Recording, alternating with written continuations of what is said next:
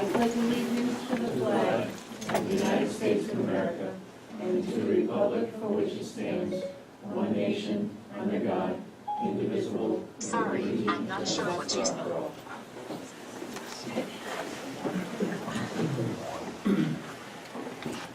In reviewing the agenda, a couple of things have happened. You have Yeah, if I may, please. We're going to shake up the agenda. The agenda went out the tail end of last week, and so there are some things that I don't anticipate that we'll get to tonight, but we'll try to get through everything. We do have a few time-sensitive issues that we need to deal with this evening, so we have students involved, so I'm going to ask that we move 14A up to the front of the agenda, which will be the overnight field trips, and then come back. From that, we can review the minutes, etc. And then under admin report, I'd like to first start. We have the Nietzsche and the school rankings in general on there as an agenda item, but I want to spend some time talking about the experiences that we've had this week in terms of the roof, both here and in the other buildings in the district.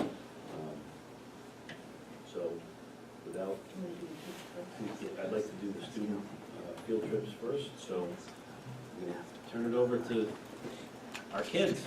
Hi, my name is Emma Dolan. I'm the senior class president, and we're here to talk about our senior trip that we've had planned. So we have voted as a class to do New York City for our trip. It is a 3-day and 2-night trip in May, and it will start on Friday, May 22nd. So that was the only day that we asked off for school. It will go from Friday, Saturday, and Sunday, and then we have that Monday off because it's Memorial Day weekend. So the total cost for the trip came to about $575 per person, just because we didn't get up to 80 people. We had 53 students pay a $100 deposit, and 3 more kids committed to pay, but were unable to get the money in. So those kids will still be involved. So the money from this trip, our last 3 dances are prom last year, and homecoming this year, and our winter semi-formal. That money, we got about $6,000. We're going to be using that to pay for, in this senior trip, we have an option for the students to split up 50-50 and go to either a Yankees game or a Broadway show. So, so that $6,000 that we raised, we're planning on paying for all of those tickets. So that ticket price wasn't included. The class would be covering that from all of our fundraisers that we've done in the past.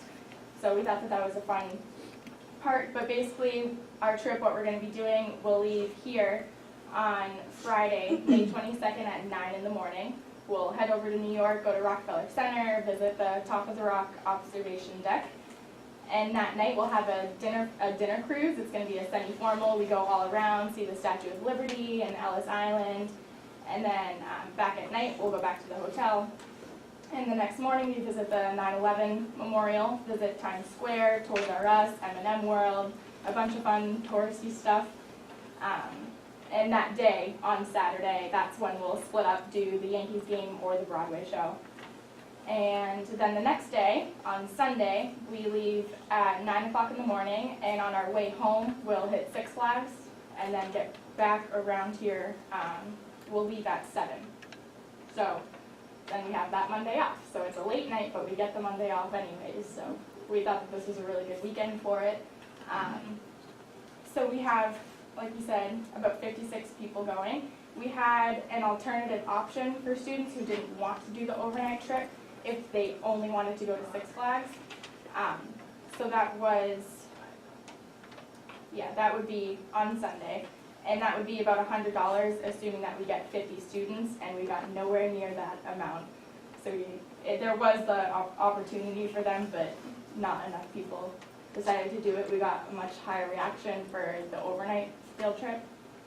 But that was about it. So if there's any questions. So that was 2 separate trips, or the students that ended up being involved in the overnight are the potentially the same students that didn't want to do the day trip? Yeah, first, for anybody who didn't want to do the overnight trip, we did have the opportunity to only send them to Six Flags. And so we would have everybody meet up. So it'd be like the 53 kids that wanted to go on the overnight trip, plus whoever else wanted to, and it was about like 50 students we were hoping for would want to do the separate trip to Six Flags, but it didn't get up to that at all. But that option is still available if kids, because we wanted to have the opportunity for kids who maybe couldn't afford the overnight trip but still wanted to do something with the class. So we're still leaving the option open. I don't know when we have to have a final date for that, but the opportunity would be, we would have them leave from Sanborn on a bus Sunday to meet us at Six Flags New England. Yeah, so the price would cover like transportation, and then it also covers the meal price at Six Flags, and then the way back. So we would get a lot of kids at Six Flags from our school all together.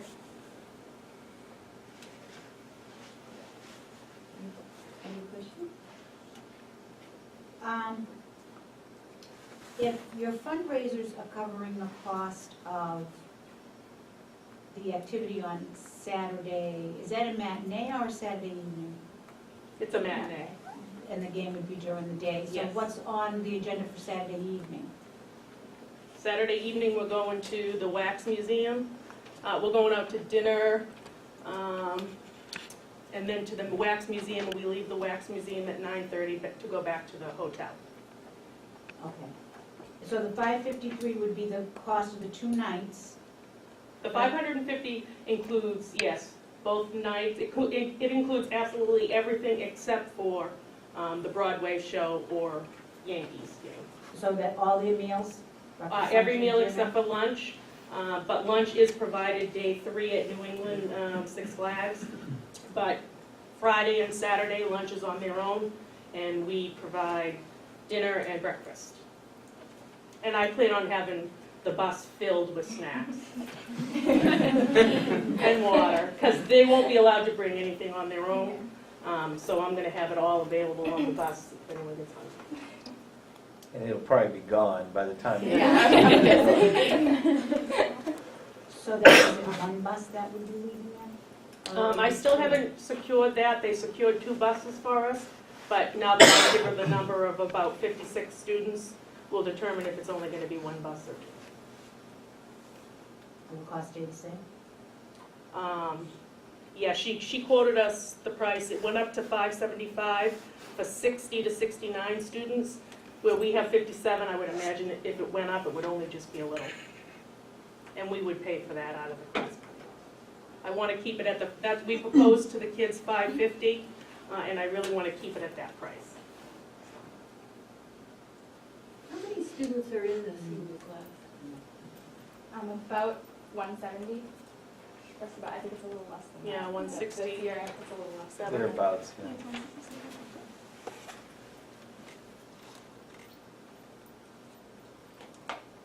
Any other questions or conversation? Sounds like a fun night. And just so you know, I've done this trip twice already in the past. So What's the play? once I'll let the kids choose. There's a list of probably 15. Yeah, they sent us a whole bunch that we can choose from, but we just haven't decided yet. We're gonna try to get all the kids together who wanted to go on that Broadway show and have them. And one has Bradley Cooper in it. Which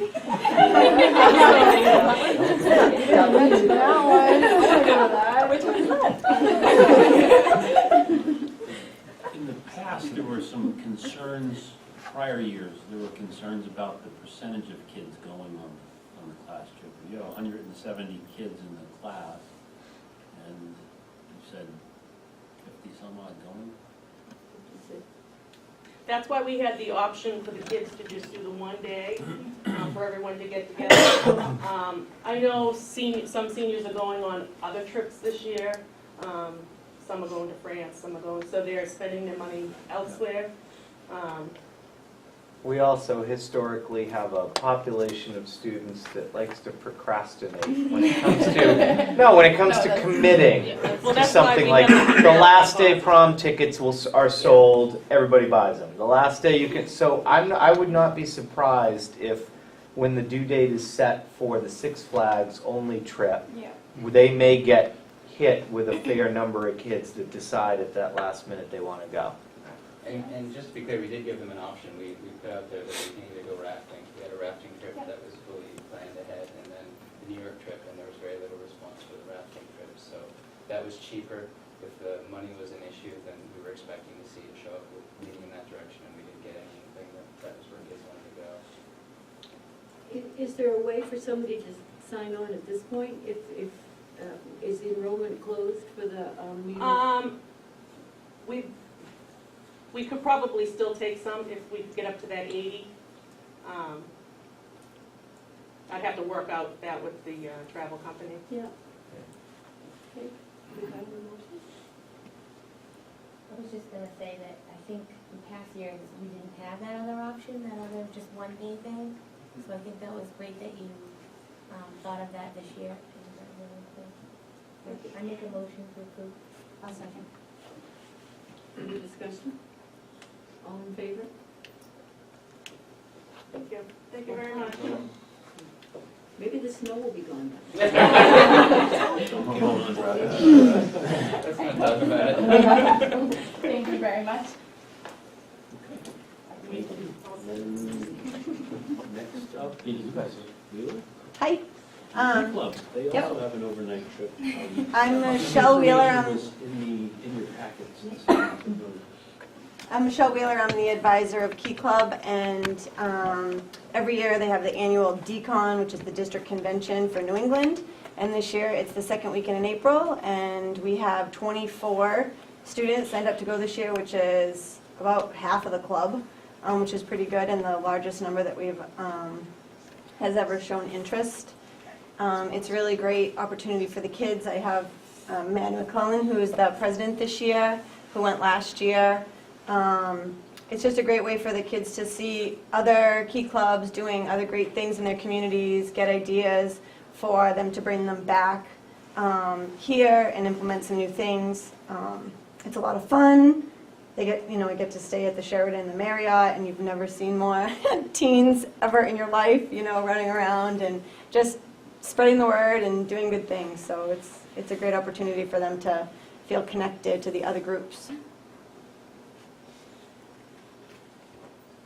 Any questions to ask for the Key Club trip? So how are you getting there, by bus? Yeah, we're getting there by bus. We actually have a meeting with Kiwanis in Salem, which is our farther group, and we are going to ask them if they can cover the cost of the bus, which they did last year. The bus is just over $1,000 because it's Springfield and back, and then Springfield and back, so you're kind of paying double. And I've done, multiple places, and that's just what it costs. So they covered it last year for us, and I've already emailed with them, and it sounds like they'll probably cover it again this year.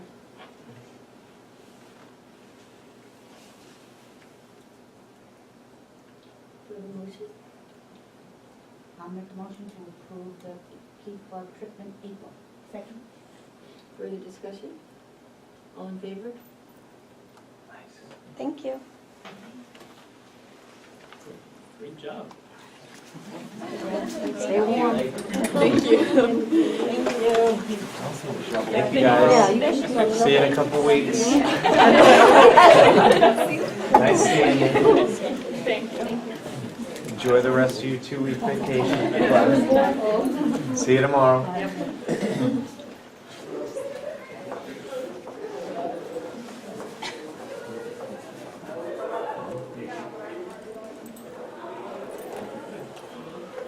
All right, so we're going to come back to We have a motion to approve the minutes of January 21st. I'll make a motion to approve the minutes of January 21st. And at the same time, the deliberative session. I'll make a motion to approve the minutes of the All in- deliberative session. And you second it. And any discussion about that? All in favor? Aye. Okay. Any corrections, omissions? All in favor? Thank you.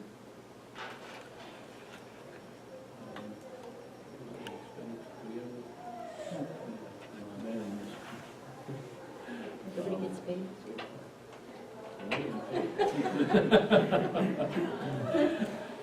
That was just- Okay, so, just moving on to administrative reports. Needless to say, it's been an interesting week. Just to spend a few minutes recapping where we've been and how we've gotten to today, and then I'm going to have Brian and Sandy talk about where we're headed tomorrow and in the coming days. So Monday morning, we had a 2-hour delay. We had just barely gotten the kids into school. I got a phone call from Sandy, Mr. Rutherford, saying that one of his teachers reported that the ceilings in her classroom looked like they were starting to sag. So I said, okay, I'm on my way over. Let's get the kids out of that classroom at this point and, move them out, to a different area of the building. That was done. We realized, when I was on my way over there, we realized that it was also happening in the adjacent classroom. We moved all of those students out and actually ended up clearing out that entire wing, not knowing what was the reason for it at that point. I got there about 11:30, give or take. It was after 11:30, and then by noontime, I had already made the decision to have kids sent home for the day, so we could, better assess the whole situation. We were also battling an issue where we had the heat go out in a couple of other classrooms in that building, so we had multiple issues there that we were trying to address. Got the buses rolling. Of course, it takes time to get the buses when they're not scheduled to be there, so by 12:30, all the kids were on buses on their way home. In the meantime, I called the fire department, let them know what was happening. I did not call 911, I called the business line and just talked to I ended up talking to the emergency operations director. They came over, assessed the situation, they called in and had a truck respond to the building.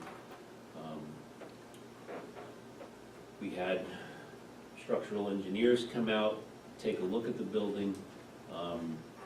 We found that we have some significant issues with the roof system in that building. The fire department and building inspector spent a considerable amount of time in the building yesterday, as well as our structural engineers and folks looking at the roof system and trying to figure out exactly what happened and what was going on.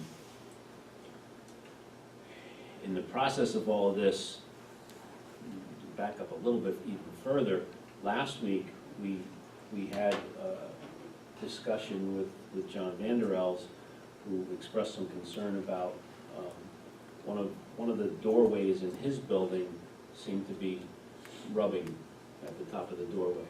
And so we looked at it, we got the snow off of that particular area of the roof and it relieved the problem. It's been something that we were aware of there. So over the weekend, Carol met with the fire chief in Kingston and Steve Riley, looked and did some assessment of the buildings, and we had crews lined up to actually come in yesterday and start clearing some of the roofs because of some of the big drifts that we had caused over the weekend. So we had crews lined up already to come in and start doing this work, and then this situation happened on Monday morning. So yesterday, they were able to get started clearing some of the roofs. We were able to pull some of the snow down from the middle school roof where the issue was, although we didn't get it all down at that point in time. Those ceilings are still sagging. Nobody is allowed in that wing of the building. It's the 8th grade wing, as we call it. The status now is that we've had the building inspectors essentially they initially closed down the building. I think we're at this point, we're allowed to use the rest of the building, but we're not allowed in that other wing. We've had our structural engineer look at the entire building. I have a report that I'll hand out to folks to take a look at on that building. But before I do that, let me just talk about district-wide where we are. So, inviting the engineers in to make sure that we had, that the other buildings were okay, once we invited them in and had them assess all the buildings, they wouldn't give us their blessing, as it were, until and unless we removed the snow from the roofs. So that's where we are. I mean, it wasn't that we said, okay, yeah, the high school has a problem, or that the middle school, that Bakey has a problem. It was that once we invited the engineers in, they said, there's no structural issues, but you need to get the snow off the roof. So we had our 4 school buildings, plus the charter school building and Swayze Gym that needed to be addressed. We addressed, Swayze was an easy fix, that got done right away. The charter school is actually the main roof, I think, is okay where the charter school is, but where the fire pump riser is in the garage area off the old SAU we had to move out of, there's an enormous drift that's up over the windows on the back of that, and that was a concern for the fire department, because if something were to happen to that, the fire suppression system is in that section of the building. So that was an issue today. We have crews that have worked diligently yesterday and all day today. They hope to finish up here at the high school tomorrow. We just have a few small sections of the building that need to be done. We've had a crane here the last 2 days. We had an issue with the crane today that is going to prolong the project a little bit. The crane broke down, and so we can't get the snow from the middle of the roof off. So that kind of put us behind a little bit. We have other equipment that has come in. They're staged over at Bakey. We have a couple of roof units, roof lines that come together that more or less form a bowl. Well, some of those bowls are, between 10 and 20 feet deep that are full of snow. And because of where they are, we need the crane to get over there and be able to load it into the demolition bags and then lift it out. So we're hoping that between tomorrow and Friday, that'll be done. They started cleaning the rest of Memorial today as well, and we'll be there again tomorrow. So the buildings are pretty much in good shape, and the middle school, with the exception of the 8th grade wing, is clear as well. Not clear yet. We'll be clear tomorrow. No, we've had different crews. It's been interesting because we not only have all of our custodial staff, but we've hired outside contractors. I want to say there were upwards of 50 people on this roof today here cleaning, and we had different crews at the other campuses getting some of the snow off. So it's been an enormous task, and I have to say thank you to Carol and to Steve for orchestrating all these different crews and companies to bring in heavy equipment and manpower to get the work done. Anything I missed, Carol? No. Okay. So that's sort of the 50,000 foot view. The more immediate concern is is the middle school roof and the 8th grade wing. So I'm going to pass around. Is that the report you emailed to us earlier? It is, but it's updated, and there's a second report that I'm gonna send around, because one report deals strictly with the 8th grade wing, and the other report deals with the rest of the building.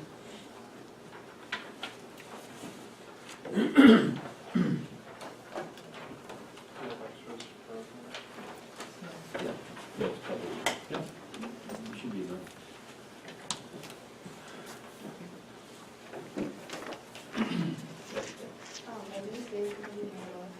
We're gonna talk about that. August 7th. Are you asking why they're here? Yeah, am I missing a student issue? No, they're from my house actually. Oh, okay. Welcome, ladies. You must Oh, be you want to here. hear about the snow? Okay, good, good. I'm thinking, is there something, another student issue that I'm missing on the agenda? So we're glad you're here. Are you enjoying your break? Yeah. Yeah, okay, good.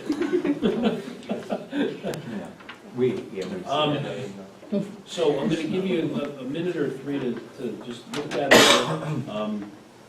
As I said, there's two reports there. One is for the snow load conditions on the original section of the building, which is actually the older section. This is an interesting tidbit.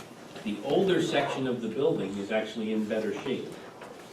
The section of the building that we can occupy, where the main office is and the gymnasium and that one long wing, that's in the best shape because it's all metal construction versus the wooden truss system in the newer section of the building. So,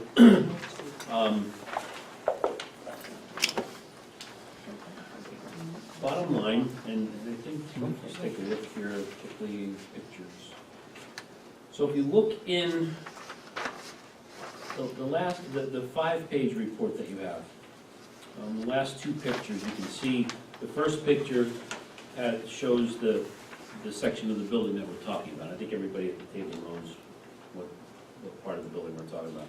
So if you flip over to the last page of the report, the design of the structure is a wooden truss system. And it's hard to make out, but the trusses, when they're constructed, are put together with metal plates that are nailed to the intersections of the truss pieces. Okay? And what's happened is, because of the snow load, those plates have failed. They've popped down the entire span, or a large section of the span of the roof trusses. So it wasn't just one or two that let go, but the entire span popped. And those plates are now disconnected. Or the wood is disconnected from the plates.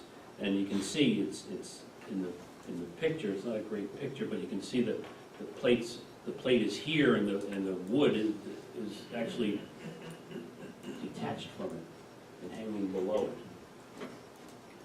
So that's the situation that we have in that 8th grade wing. And what's interesting is that if you were looking down the hallway, the roof comes up like this, and it's only on this side of the building. There was virtually no snow on this side of the building going down the hallway on that roof. The snow came off the flat roof, blew up over the one side, and all settled on the outside of the building closest to the wood line. So, in layman's terms, in a nutshell, we're in a situation where we can't use that wing of the building. To use the structural engineer's words, he said that roof was toast. So, yeah, so, Carol, if you want to jump in, you had closer conversations with the structural engineer in terms of what needs to happen, and maybe walk us through the next steps for that building. So, the snow load definitely had an impact on the failure of the trusses. However, if you read the report in its entirety that was passed out, it very well could be that the metal plates were undersized, and that would need to be determined, if that's the case. I have filed a claim with the district's insurance carrier and have had multiple conversations with them over the past couple of days, and so at this point, we're looking for, to have it's partially your decision and partially your insurance carrier's decision of whether you want to move forward with what they call a forensic assessment, and whether that's important to all of you so that you could determine why exactly did those fail. But there will be a design, of a new design of that roof system. It's still going to be the same type of roof, so it's still going to be a truss roof.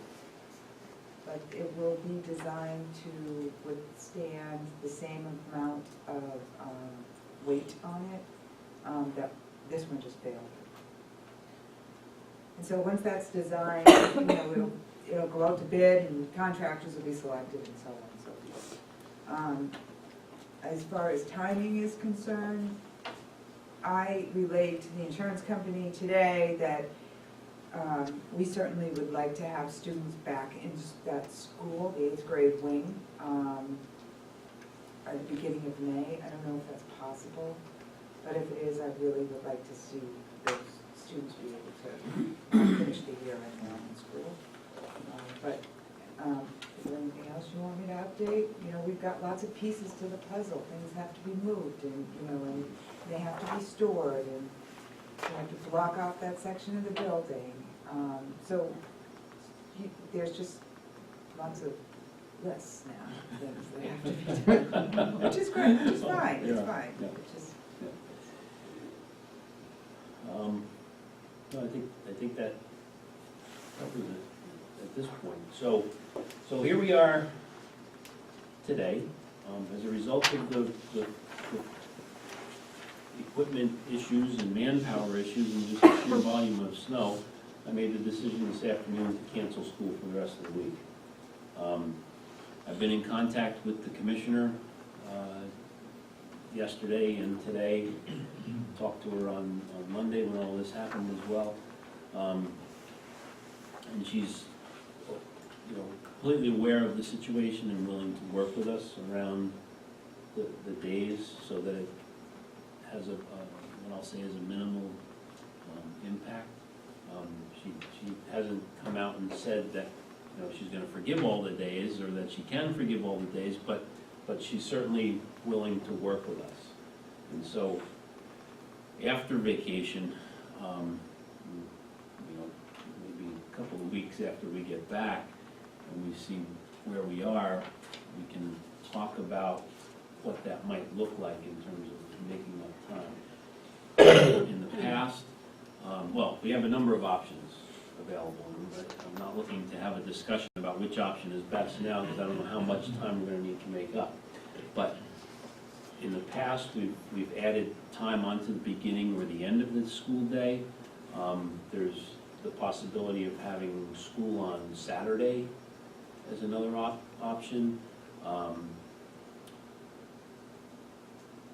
Taking away professional development days and having school days instead for the staff, although I think we only have one left this year. There's options for maybe utilizing part of April vacation. So there's a lot of different options, and then there's the whole issue of how many days do we actually have to make up? So we'll talk about that at a future board meeting.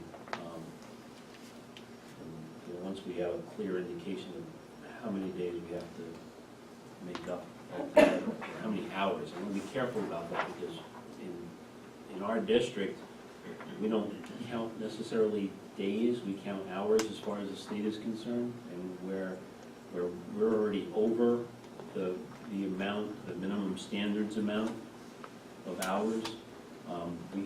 We have some wiggle room sort of built in there, so I want to be careful about that, so. The bigger question is, for the seniors, what do we do about graduation? And we had it on the agenda tonight, because typically we would vote on setting the graduation date tonight, but I'm not comfortable doing that. I think we can talk a little bit about it, about when it's scheduled to be and what the 175th day is, but I think we'd be hard pressed at this point to set a graduation date.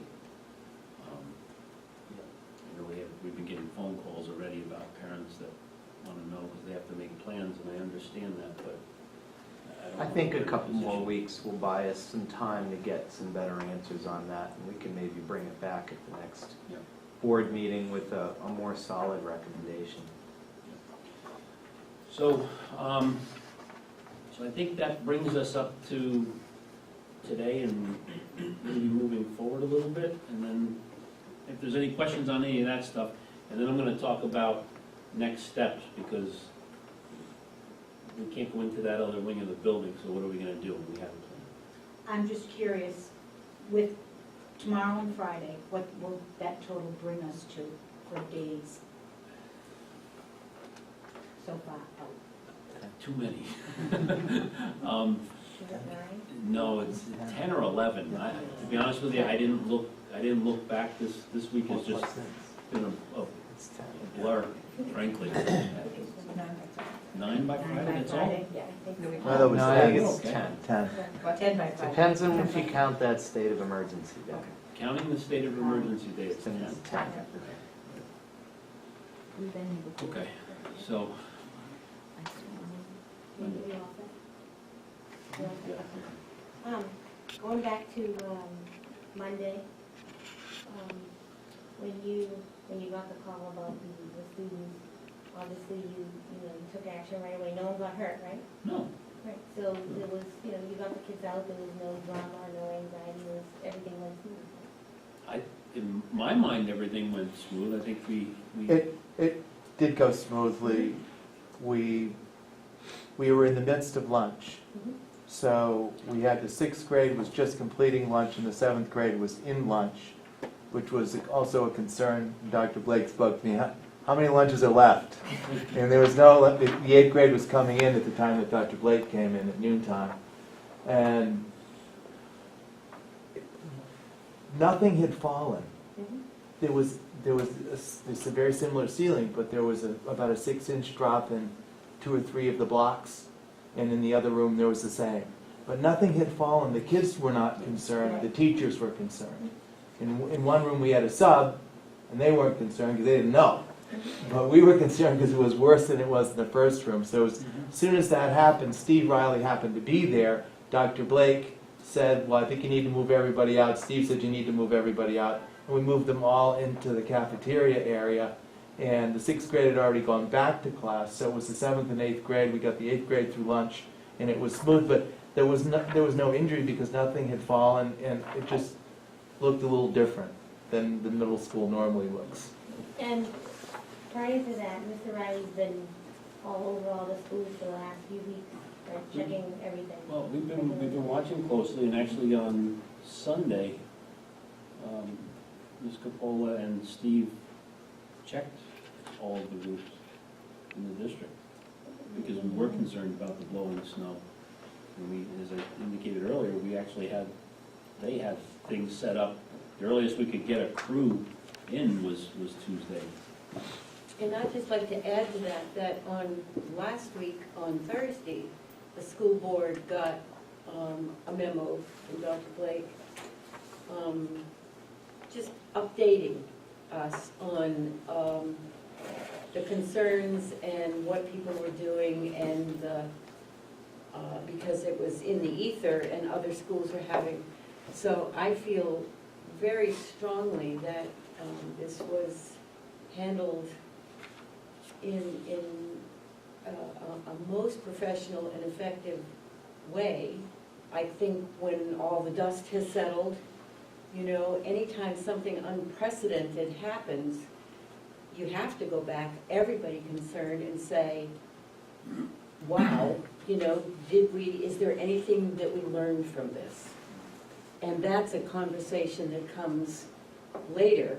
I'm very happy that nobody was hurt and that it all worked out as smoothly and as professionally as it did.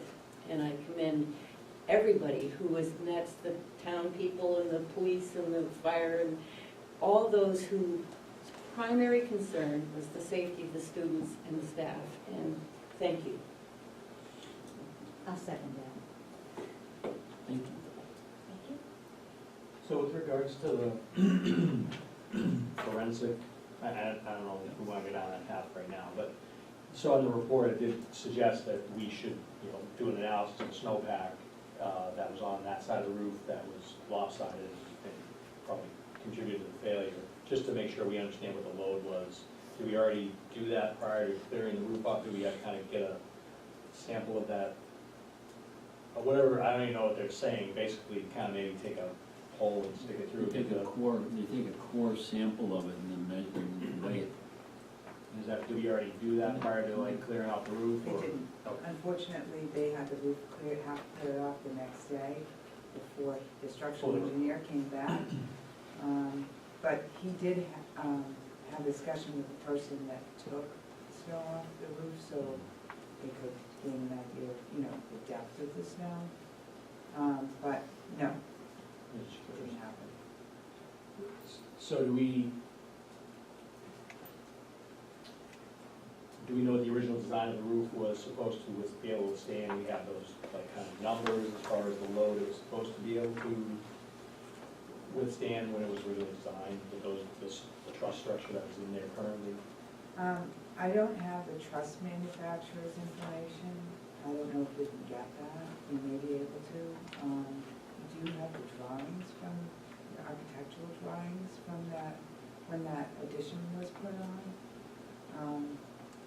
So, and the structural engineer that wrote those reports had those drawings as well. So those drawings typically depict what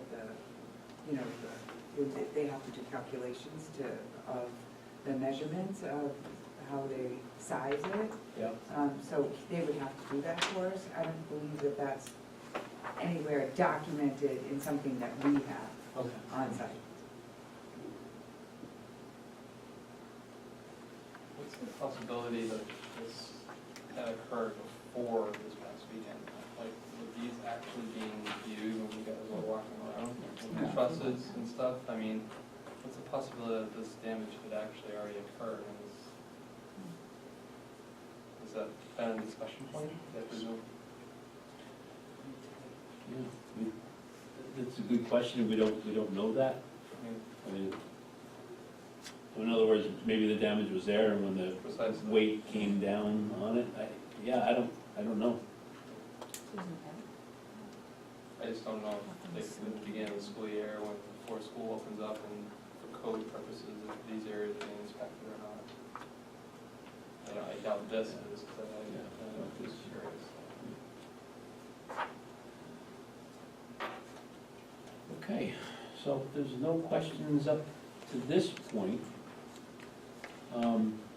moving forward, we've got an 8th grade, there's no home.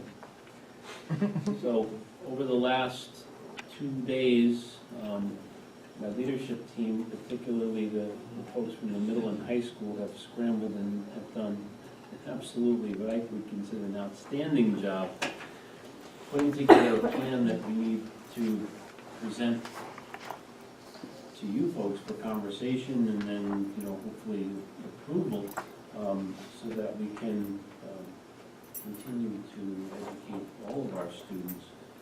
The plan involves moving the 8th grade up here to the high school for at least the short-term future. So I'm going to turn it over to Mr. Stack and Mr. Rutherford and let them walk us through what their plan is. Corey? Mr. Mason? There's a conversation we didn't have that happened 3 weeks ago. Sort of, yes it is. But, I mean,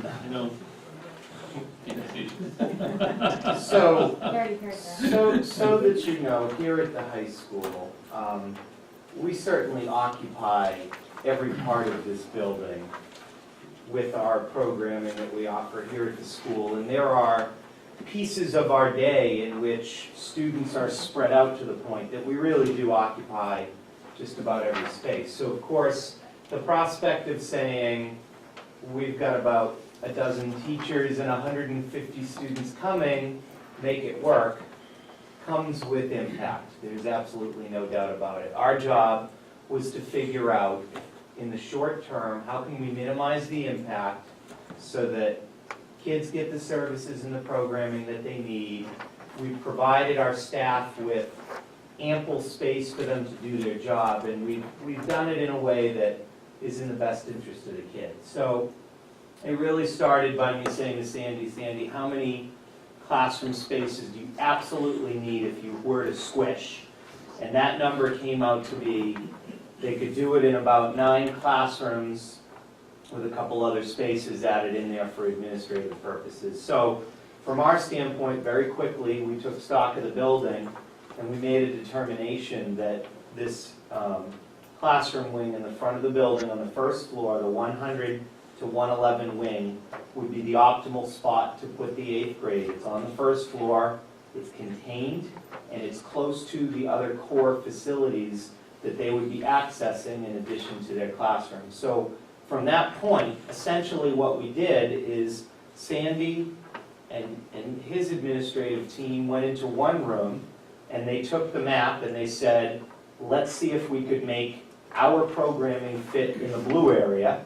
And I took my staff and I said, let's see if we could make our programming work in the gray area and recognize that the yellow area are going to be spaces that we share. So I'll let Sandy speak to his end. I will say on my end, I've got 9 teachers who get displaced and have to be moved elsewhere. So the first thing that we did is we took stock of the school and we said, are there any spaces in the school that can be repurposed as a classroom space from now till the end of the year? For example, the room that you're sitting in is not a classroom, but on March 2nd, it's going to be a classroom. So one of the 9 teachers is going to have a new home. This is going to be that home. We had 4 other spaces in the building similar to this that we were able to repurpose essentially so that they will become a classroom. I'll give you one other example. Our Family and Consumer Science program has 2 classroom spaces. There's a sewing room and there's a cooking room. We have 1 teacher. She's either in this room or she's in this room. She's never in both rooms. So guess what? Now she's got a buddy who's going to be in the other room. When she's sewing, they'll teach in the other class. When she's cooking, they'll teach in the sewing room. So that's one other example of condensing. There are 3 other examples in the building where we condensed. The other 4 teachers are going to be what you call traveling on carts. So they will be moving from place to place. They'll have as many as 3 different classrooms that they travel to in order to deliver their instruction for their 6 classes. All of the classes that were chosen for that were done so because we selected veteran teachers that we knew could handle that. We chose classes with junior and senior students because we knew they could handle the most variability. So again, in the interest of trying to minimize the damage, I can tell you that my staff has already seen a preliminary draft of this plan. Basically, the message from my staff is, we're going to make it work. We're going to come to work tomorrow. We're wearing our moving clothes. We're going to help each other out so that we can empty that wing. And we are going to be extremely supportive of Sandy when his staff gets here. So, you want to talk about your piece? It hasn't been easy, but the situation is that Brian and his staff and Ellen and other folks that have been part of this, Carol, part of this process, have made it something that is workable in a very short period of time. we really didn't know where we were 2 days ago, what we were going to be able to do, whether we were going to bring all 3 grade levels up here, one, whether we were going to be able to be in our building or not. But with the support of the entire administrative team and the folks at the SAU office, we were able to pull it together. Brian and his group could not have been more gracious in terms of welcoming our 8th grade to this building. What it looks like, because everyone is affected by this, is that the 8th grade content area teachers will come to the high school, a guidance counselor will come to the high school. Either Mr. Shore or myself and one of the clerical folks will be also at the high school. And in addition to that, we're going to share the unified arts staff between the 2 buildings. We've been able to adjust the schedule so that the first 2 blocks, in terms of the 8th grade blocks here at the school, will be unified arts blocks, so that we can have them here and then back at the school. We're able to adjust the schedule in a way to make that work. It's not going to be easy for them when they hear, because they don't know what the plan is. But I believe, not unlike Brian's staff, that they're going to be really up for making this work. Back at the 6th, 7th grade building, I believe I will be there with Mrs. Benjamin and Mrs. Bass for a majority of the week, although Mr. Shore and I will meet on a daily basis at the end of the day to discuss what's going on. And we may share one day during the week in which Mr. Shore is down and I am up here, because we have a team leader meeting on Thursday that we really want to both be part of. So we're going to figure that out as we move along. But back at the 6th, 7th, and 7th grade wing, we've had to make one adjustment, which is that we needed to move the unified arts block to allow for the transportation back and forth of those folks. And we were able to do that without a whole lot of problem, I don't think, in the schedule. But you don't always know what you have until you really present it to the entire group, and they take a close look at it and say, whoa, but you forgot. And there certainly will be things that we have not considered that we do need to work on. One thing we need to work on is because our only handicap bathroom was in that other wing, halfway down on the wing, we're going to have to figure out what we're going to do around a handicap bathroom for a student that we have in our 7th grade. We're also going to be really, really tightly squeezed for space. And a lot of people, not unlike Brian's folks having buddies, they're going to have buddies in their rooms also, because conference space will not be truly available to us. And we're going to just need to move a number of people together, because we lose more than just the 8th grade content area teachers. A lot goes on in that wing that we won't have space for. But I think we're going to be able to put it together. I really do. From a logistical standpoint, Sandy's 8th grade is going to continue to operate on the bell schedule that they use for their kids. We will continue to operate on the bell schedule that we use for our kids. So there really won't be much mixing of kids. There's a couple of exceptions. I'll give you an example. The 8th grade band period actually overlaps the high school band period there's a 20 minutes that end up overlapping between his and ours. We pitched the problem to the 2 band directors and we said, what do you think we could do about it? We could try to put one band on the stage and one band in the band room. That was one option, and they actually said, no, you know what? The 8th graders are going to be high school band members in 6 months. We just finished the February concert. This is an opportunity to bring them up and actually just do a big combined 8 through 12 band. So they're going to pursue that. I mean, so we really have teachers looking at unique situations like that. You know, our lunch schedule, it actually works out that our lunches at the high school end by noontime. The 8th grade lunch wouldn't have started anyway until 12:10.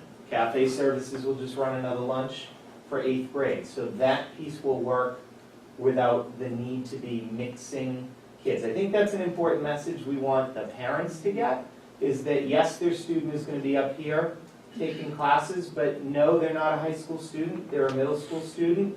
They're not going to be mixing on a regular basis with high school students, other than coming in the morning on the bus, Which is it'll be about the only time they see each other. another issue also. The bus issue was fun because Brian and I did not realize that we had a 10-minute difference in our schedule. Yeah. Same number of minutes, but Brian started 10 minutes earlier than we did, which meant that the teachers were here earlier than our teachers are at the middle school. We go to 2:20 in the afternoon and Brian goes to 2:10. So we had to adjust, and we'll have to adjust the schedule so that the buses, the students know that the buses are going to be there earlier than they normally have been. But I think that we're pretty much set right now until we find out the things that we have forgotten or didn't consider. Right. We'll have lockers for them, so that won't be an issue. I mean, we've really, Mike Shore especially, today Mike Shore had a list of 1,000 things that were like minute details, which were great, because we were able to address every single issue. I don't think we had any outstanding issues, but there were all things, like, oh yeah, all right, okay. I can't for the life of me think of something we didn't talk about. One of the things we didn't mention, but in that, at the far end of that 8th grade wing, we have the 4 portable classrooms. But because there's no restroom facilities in that end of the building, we're also losing that as classroom space. And that's part of that whole wing, even though it's a separate unit, per se, we still can't use them because students would have to go outside to access them. So we lose those 4 classrooms as well. I think that one of the additional major concerns we have, and Carol has presently been working on it, is how do our teachers cannot go back into their classrooms, our 8th grade teachers. So how do we get the materials out? Where do we store the materials? How do we get the teachers to see what is in their classroom that they need to take to the high school? And how do we do all of that between now and a week from Monday with the vacation period? So tomorrow, we will offer the teachers the option of when we have the material out and in the gym for them to look at. Coming in next week, we'll have to figure something, if they're going to come in and do that, compensation-wise, not that they're asking for it or will, but we'll have to figure out some way to get this done so that when we open up on the 2nd of March, we have materials at the high school for the 8th grade. We will have the students and the staff at the high school on the 2nd, but we'd really like to have them there with their curriculum materials in order to start operating as efficiently as possible. I'm not really sure how that's all going to work yet. You had also talked about, on that first day, actually having the middle school kids get on their middle school bus and come, I don't know if you're still doing that, or bring them to the middle school first and have the conversation with them, and then all come over together as a group so that they can find their classroom. No? Yeah. I think Still in design. I think in this next week, we're gonna have to Okay. figure that out. Do the 8th grade students currently, they must have all their books in their lockers too. So that's gonna be another issue, Well, we on talked- emptying their lockers for them. We have large garbage bags, and we will number them. And the custodial folks will put them all in the gym along with the materials from the 10 classrooms, which really are more than 10 classrooms, because a number of the classrooms have foreign language in it, as well as other subject areas that are gonna need to be looked through, the material's gonna need to be brought down to the gym. Our plan is to bring everything to the gym, have each room cordoned off, and have the teachers be able to select the material they want to take, because they're not going to be able to take everything with them. So, We've talked about, like, phone lines, so that the high school number will be the number that's used for parents to call, but then there'll be a prompt that says, you know, press 1 for the SAU, 2 for the high school, 3 for the middle school, and it'll get routed appropriately.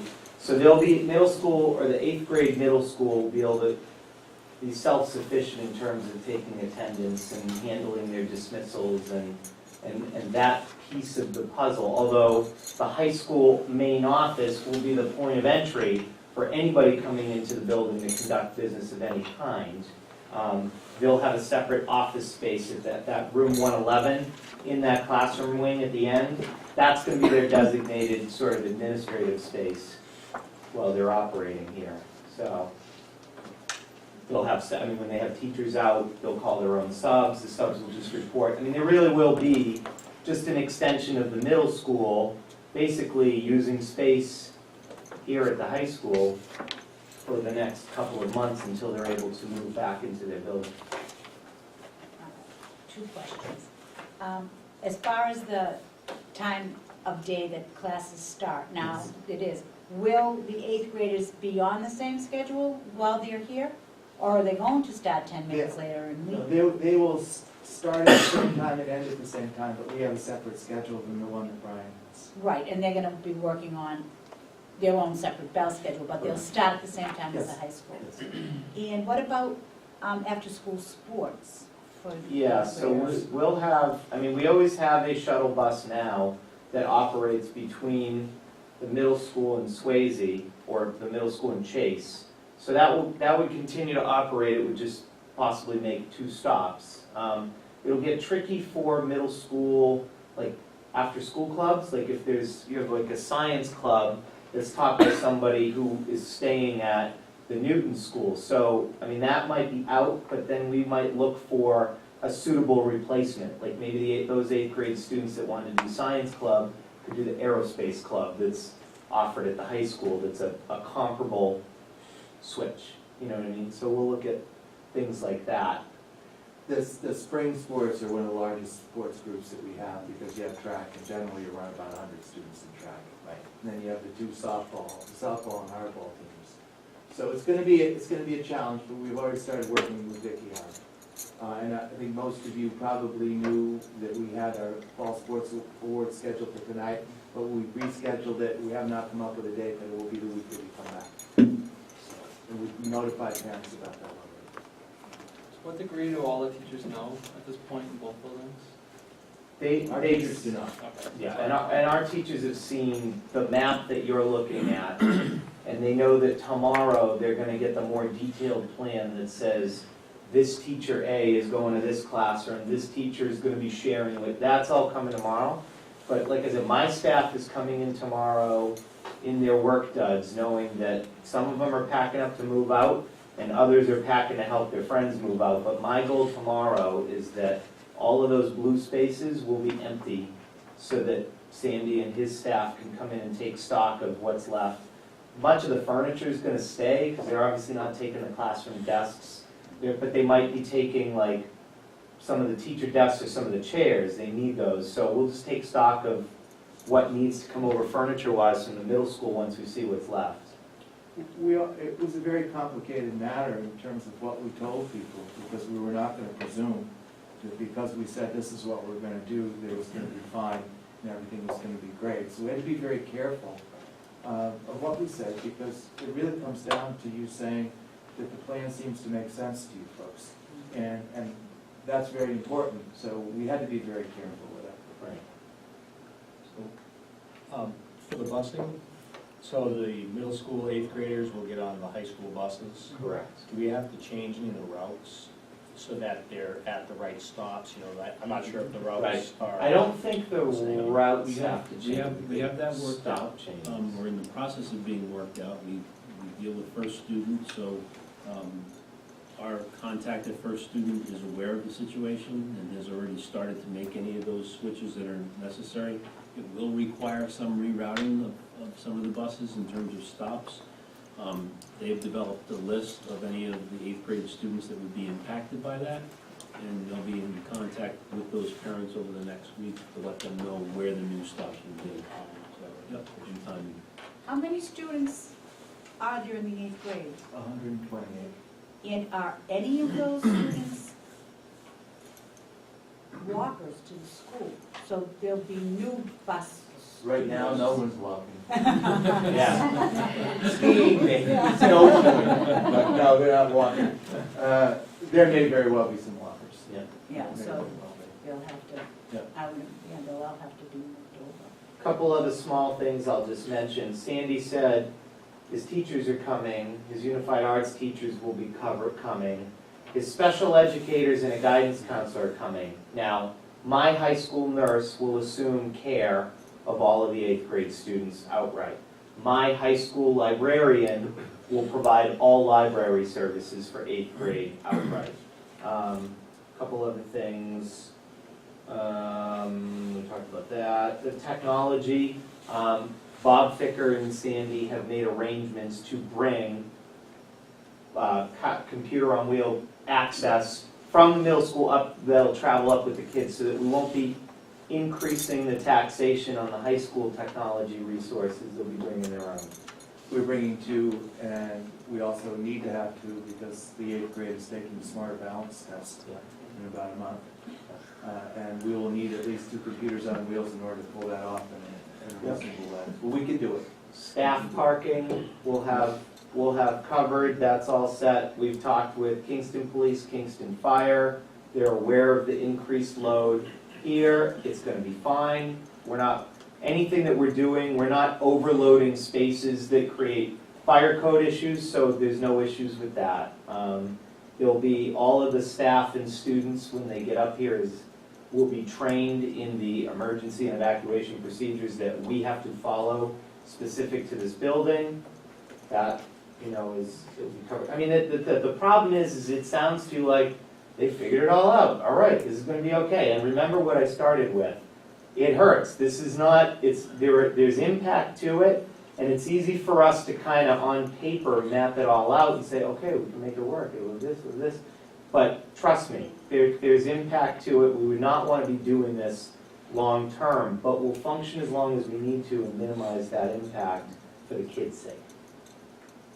One of the, Corey, you had asked about staff knowing. We had some individual conversations with some of the high school staff who would be displaced earlier today. The general message that went out to the entire staff today was that we were going to be meeting tomorrow morning for an all-district staff meeting where I will lay out just sort of where we've been, much like I did earlier this evening, where we've been this week and what the plan is moving forward, pending the outcome of this discussion in terms of board approval of this plan. Other things that were considered: could we move the 6th grade back to the elementary schools? That would require splitting them up, and we really don't have the space in the elementaries to house them. Keeping everybody together at the middle school wasn't an option just because of sheer numbers. We lose that whole wing. We talked about going back to the old Sanborn days, way back when they had split sessions. We considered that as an option and talked a little bit about that. And none of those options seem to make any sense in this day and age for us to be able to act on. So this is the best option that my leadership team and I came up with to present to the board. I think it's fabulous. I think you guys did an amazing job in a short time to get all of this together and to have all these things planned out. Thank you very much. Well, one thing that, and Brian brought it up, but every time we bring things up, we think of something different. We really do need to have the middle school kids come back on Monday to the middle school to have a discussion with them about going to the high school, and then from there taking them to the high school. Because it would be very difficult to have them all of a sudden jump on the buses and head up there. So, I mean, when Brian, we mentioned that, and this is something as we think it through, we really need to do a little bit more legwork. Yes? Just being that there's other people in this room right now, students, Yep. and people are people, and news travels pretty well these days with Great. life and networking. Is Monday the 2nd too late? Would it be a good idea to have an informational discussion possibly next week, voluntarily, at least offer it up here in the auditorium for the community to come out and just say, here's what we're doing, here's a plan, here are our options, and just be forthright in the event. Oh, we'll certainly, once we have approval and we know more solidly what we're doing, there will be a communication Oh, yeah. plan. I don't think anything for went out, wanted to go out everybody. publicly until you guys sort of were in the loop. I was cautious about how much information we put out ahead of time, you know, just because, but I agree. You think more for like the parents to understand exactly what's gonna happen? And more, yeah, more in depth, and because it's a trying time for many, ultimately, it may just be better communication to them, and they'll feel, you know, have students come out, whatever. You're saying in this way, maybe you don't need to bring them there on Monday. And you can just say, hey, let's start them off right, and let's treat it as no different as it was before. Because, I don't know. I'd still like the opportunity to sit down with the 8th grade and talk about what's happening and why, and then take them up to the building from there and show them where they're going to be. Yeah. I mean, I don't think we're gonna be ready in the sense that I don't think we're gonna have everything in shape, ready to go, so that the curriculum is gonna flow the way we want it to. And I think we need to take our time a little bit with it.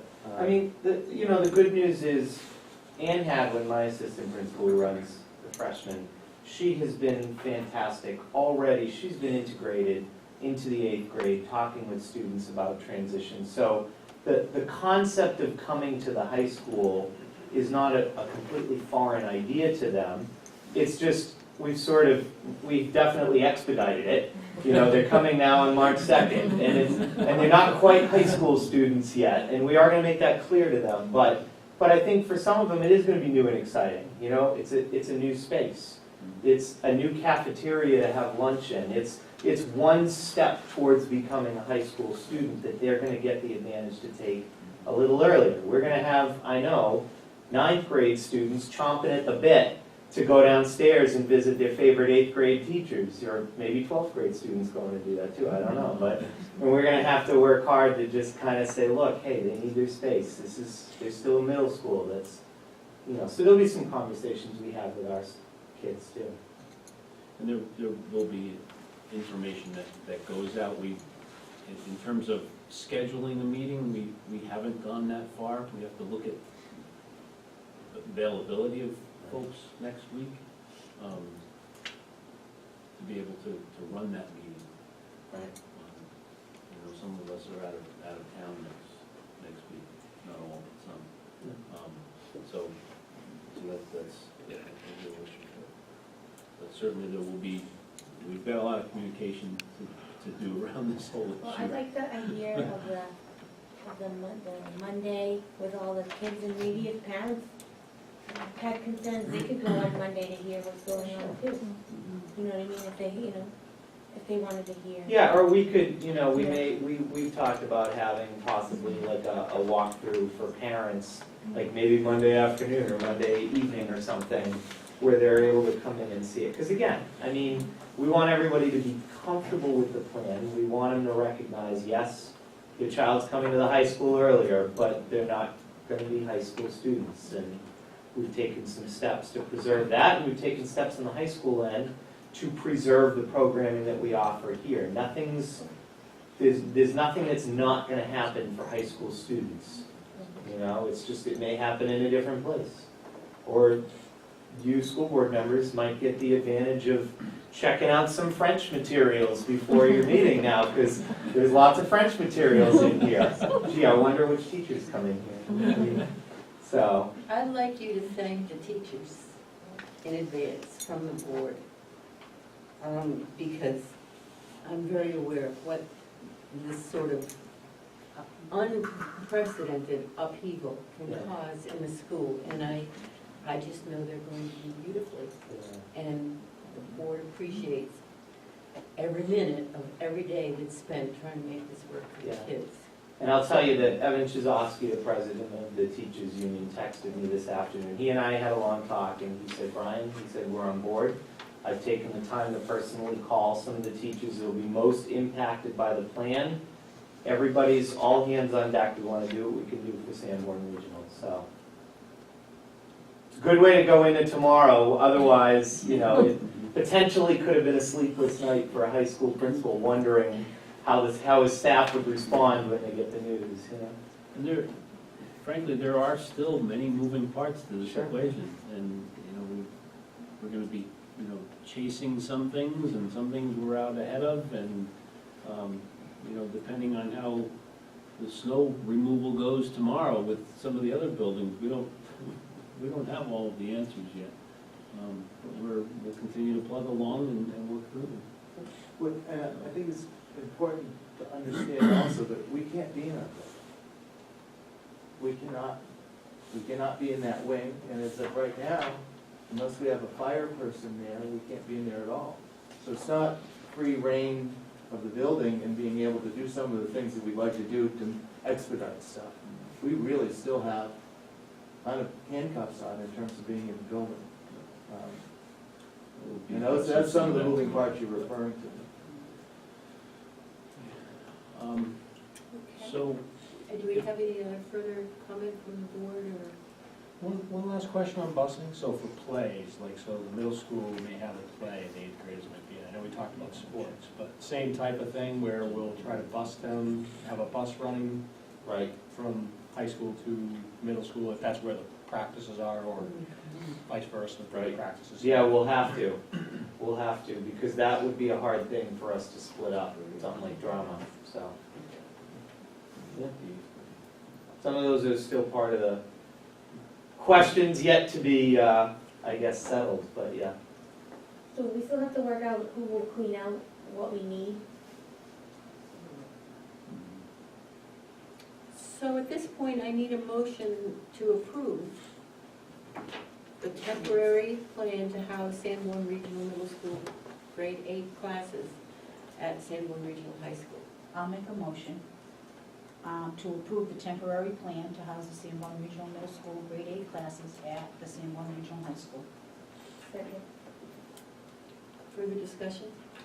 I just have one quick question. All of the classes that the 8th graders now have, they will continue to have here. Yes. So all the arts, the gyms, the music, and anything that's outside of your basic. We believe that is something that we can pull off. We're gonna have to figure it out. The other thing we didn't talk about was special education, and the fact that we really have to be very careful that we're able to provide the services here that we're able to provide at the middle school level.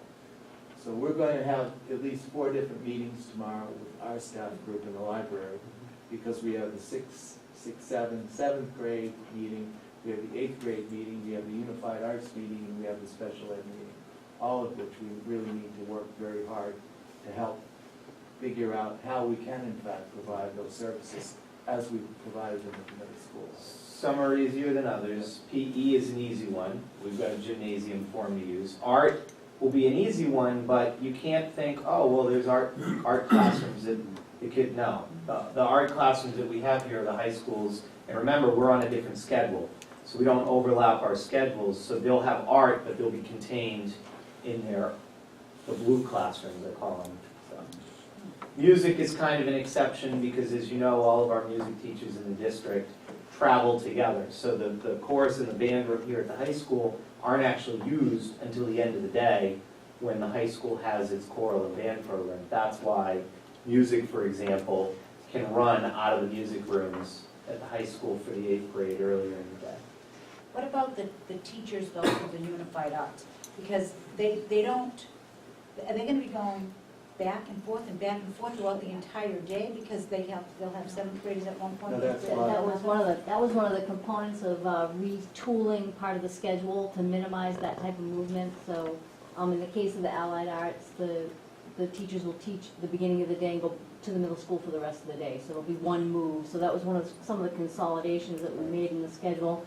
And 8th grade luckily has some PDBs that there's only 1 or 2 teachers involved that we need to move. So we were able to minimize that today. And remember, we have 2 teachers that Sandy, other than music, we share 2 teachers that provide unified arts in both schools. We have an art teacher, who's half-time for me and half-time for Sandy. We have a world language teacher also. So the fact that on world language is an easy one, he now won't have to travel at all. The art teacher will still have to travel because she also, at the end of the day, yeah. But at least, you know, some of that travel gets minimized.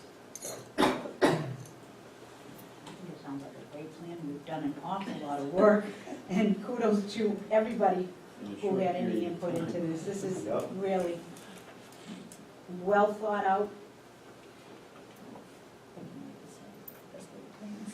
We'll see how it goes, I guess.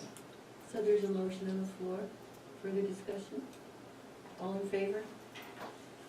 Thank you and much gratitude. You're welcome. With that, Thank you, keep us Carol. posted. Thank you, Dr. Okay. We'll take a 5-minute break right now. Thank you. I'm good. 40.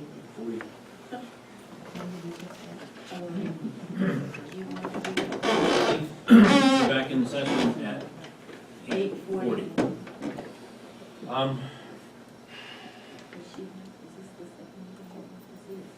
Yes.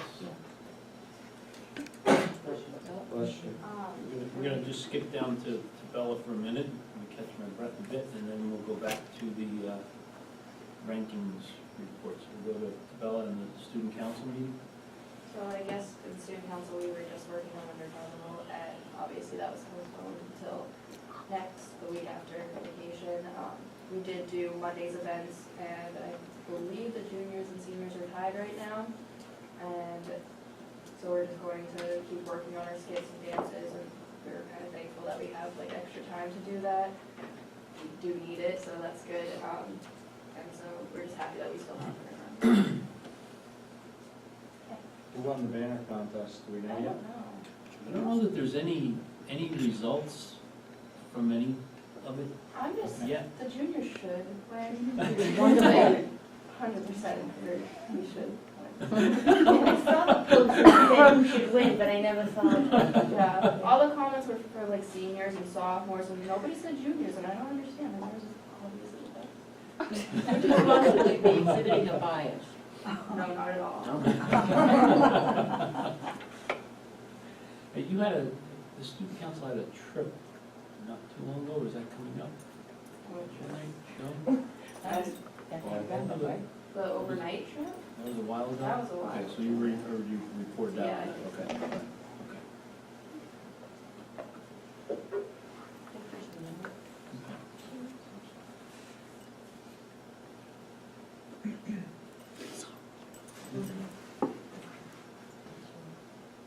Well, can she go home as well?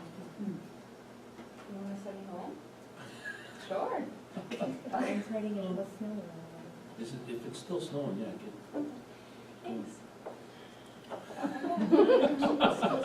Anyone else want to go home? I just noticed that it was snowing. Oh, okay. Yeah, I think it was. Snowing again. Yep. Okay, so next up, on the agenda, going back to the administrative reports, I put niche rankings. There had been a flurry of comments a while back now about the niche rankings that came out. And they were troubling to me, but not in the sense of where we ranked, but just how much stock people tended to put in them. And so I wanted to take a closer look at them, and then as I got to thinking about it, I wanted to talk just in sort of broad strokes about rankings and how some of the information that's out there about our school district, and about any school district, can and is misleading. So, you know, we've been striving to, you know, we set high goals for us for student achievement. We've been focused on becoming a top district. You know, we've been looking at, for, you know, since I arrived here, the correlates of effective schools. I brought them to the board year after year in terms of a clear and shared focus, the high standards and expectations, effective school leadership, the high levels of collaboration and communication. These are all things that are considered the correlates of effective schools. Frequent monitoring of teaching and learning, focused professional development, having a supportive learning environment, and then having high levels of parental and community involvement. Personally, and I've been outspoken about this, I've paid very little attention to any of these rankings, so-called rankings that are out there. Especially rankings that are generated by companies who are looking to sell you something or allow you to apply for something as a result of that. That's exactly what niche is. I think part of it may have to do with the name of the company. It's a niche. You get involved with niche, you fill out a survey, you apply for a scholarship, and they give you money. So, you know, I'll get to that in a little bit. You know, there's been a lot of inaccurate information out in the community, posted on different websites about the Sanborn Regional School District. And, you know, a lot of the people in the community read it and believe it without really digging into what they're seeing. So I want to spend a few minutes trying to debunk some of the myths about that. I think my goal is that when I'm done, you'll have a better understanding about why I feel that way about the rankings and why I think we're doing a hell of a lot better than what any of these so-called sources tell us. For years, we've been focused on the NECAP. That's been sort of the standard measure of school districts. For some, the NECAP assessments measure how students perform on the grade level expectations. Okay? In 2009, the state developed and adopted the competencies. And in the last several years, those competencies have been based on the new state standards. Okay, so the sands have shifted over time. As a district, we've shifted our focus away from the NECAP several years ago. And I will take the blame. I haven't put a lot of emphasis on the NECAP assessment because coming up in just a few months, we're going to be taking the Smarter Balanced Assessment, which is a completely different type of assessment.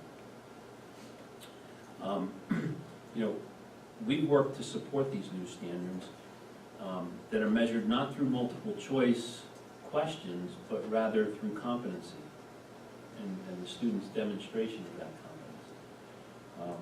We've done, I think, a very good job in terms of preparing our students to begin and start taking these different types of assessments. The last time the NECAP was administered was the fall of 2013. Okay? The first time that the Smarter Balanced or SBAC assessment is going to be offered is this March.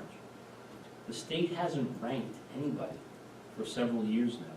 So any of the information based on NECAP that's out there is old data. The state hasn't ranked anybody. When we did rank people, there was a problem with it. Because when you put the scores, and Ellen, if you could bring that up for us now, what we have here is a spreadsheet that we pulled out of the state database. And what you're looking at is 11th grade reading. Okay? 2011. From 2011, rank ordered. Okay? So if you look at column G and H, okay, column G is the highest score, okay? And you can see 1152 is the highest score, okay? They were ranked number 1. And in this case, it was Co-Brown Northwood, okay? Number 2 was Hanover High School, but interestingly enough, they had the same score. Then you move down to Bedford, who was number 3,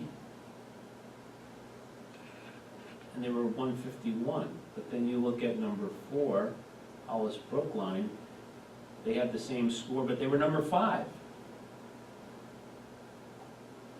the way the ranking works is it goes by alphabetical order. So anybody that got the same score, they put them in alphabetical order, and that's your rank.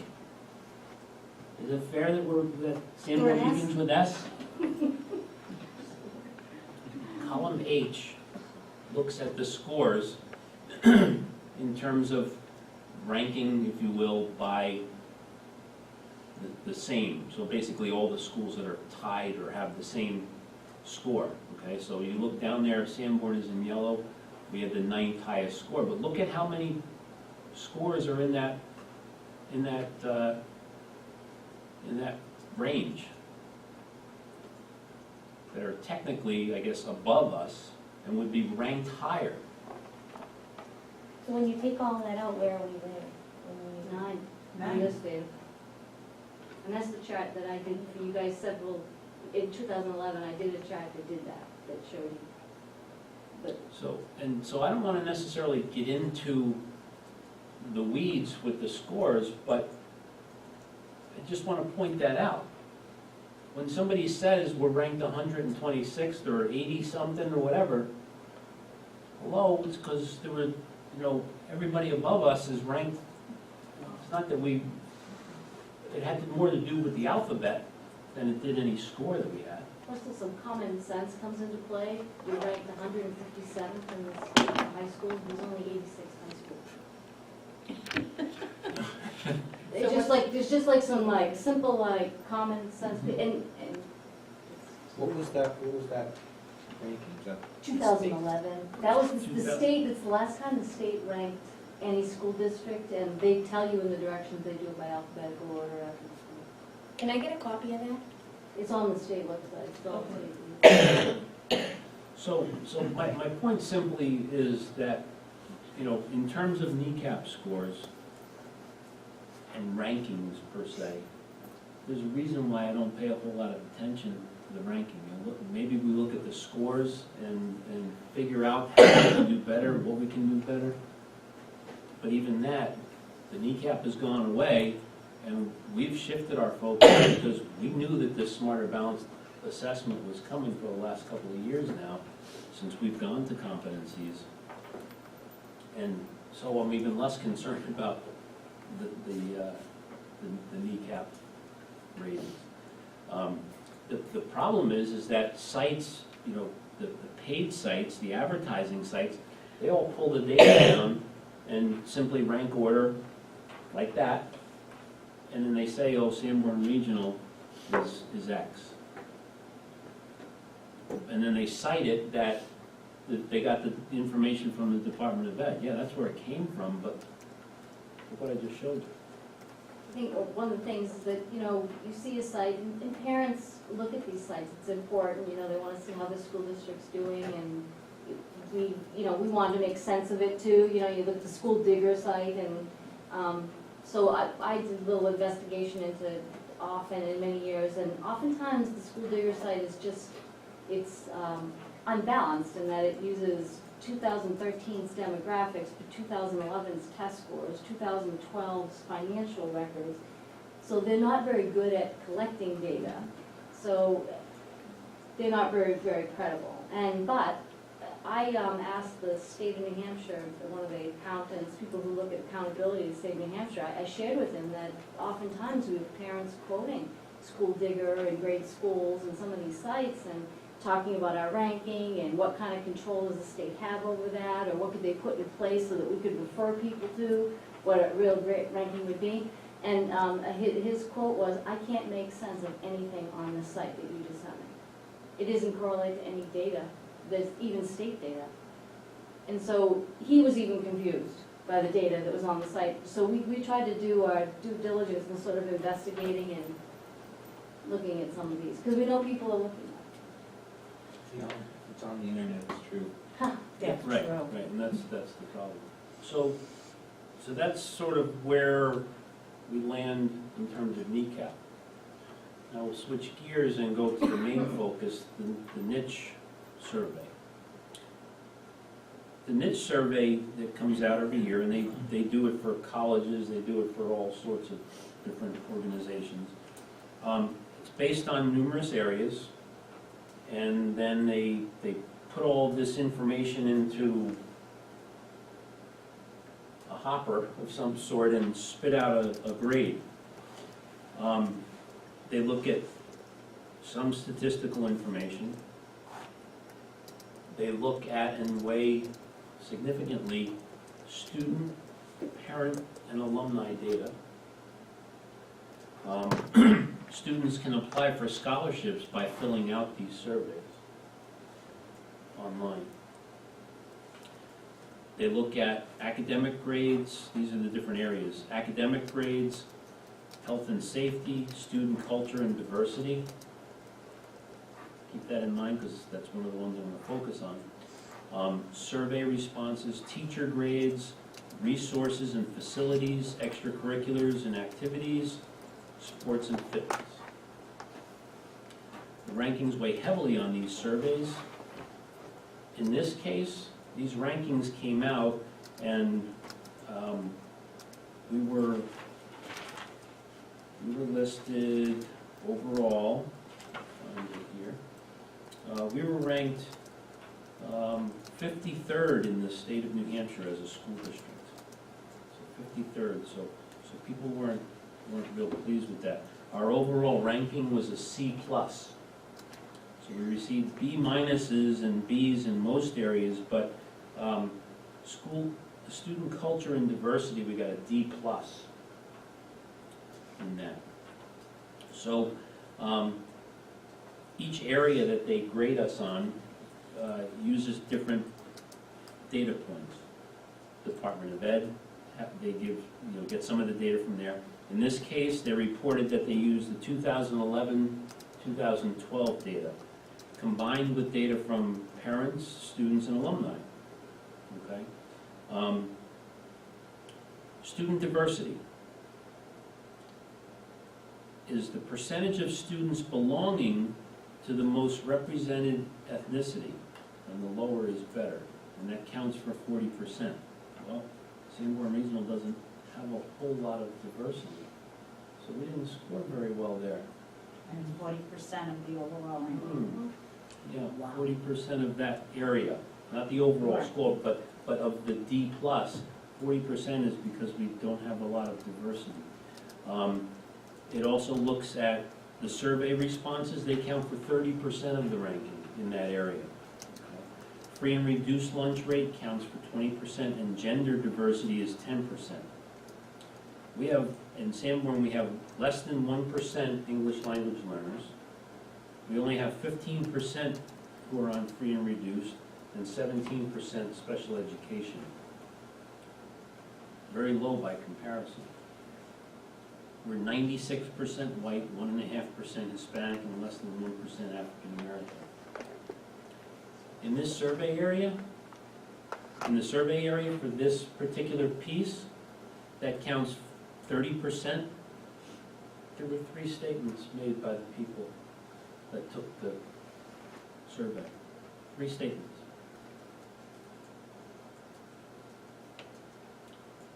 Overall, we had, all the numbers here, overall we had 13 people who completed the survey from April of 2013 through January 29th of 2015. So we had 15 people fill out that response. Fill out the survey in that time frame. What was that time frame? From April of 2013 through January 29th of 2015. So well over a year, 13 responses. Let's look at another area, health and safety. Our ranking was a B- on that. In that area, 40% of the ranking was based on comments on the surveys. The balance was made up of statistical data, including expense per student. I'm not sure what that has to do with health and safety, but expense per student, the expulsion rate, suspension rates, law enforcement referral rates, and school referral rates.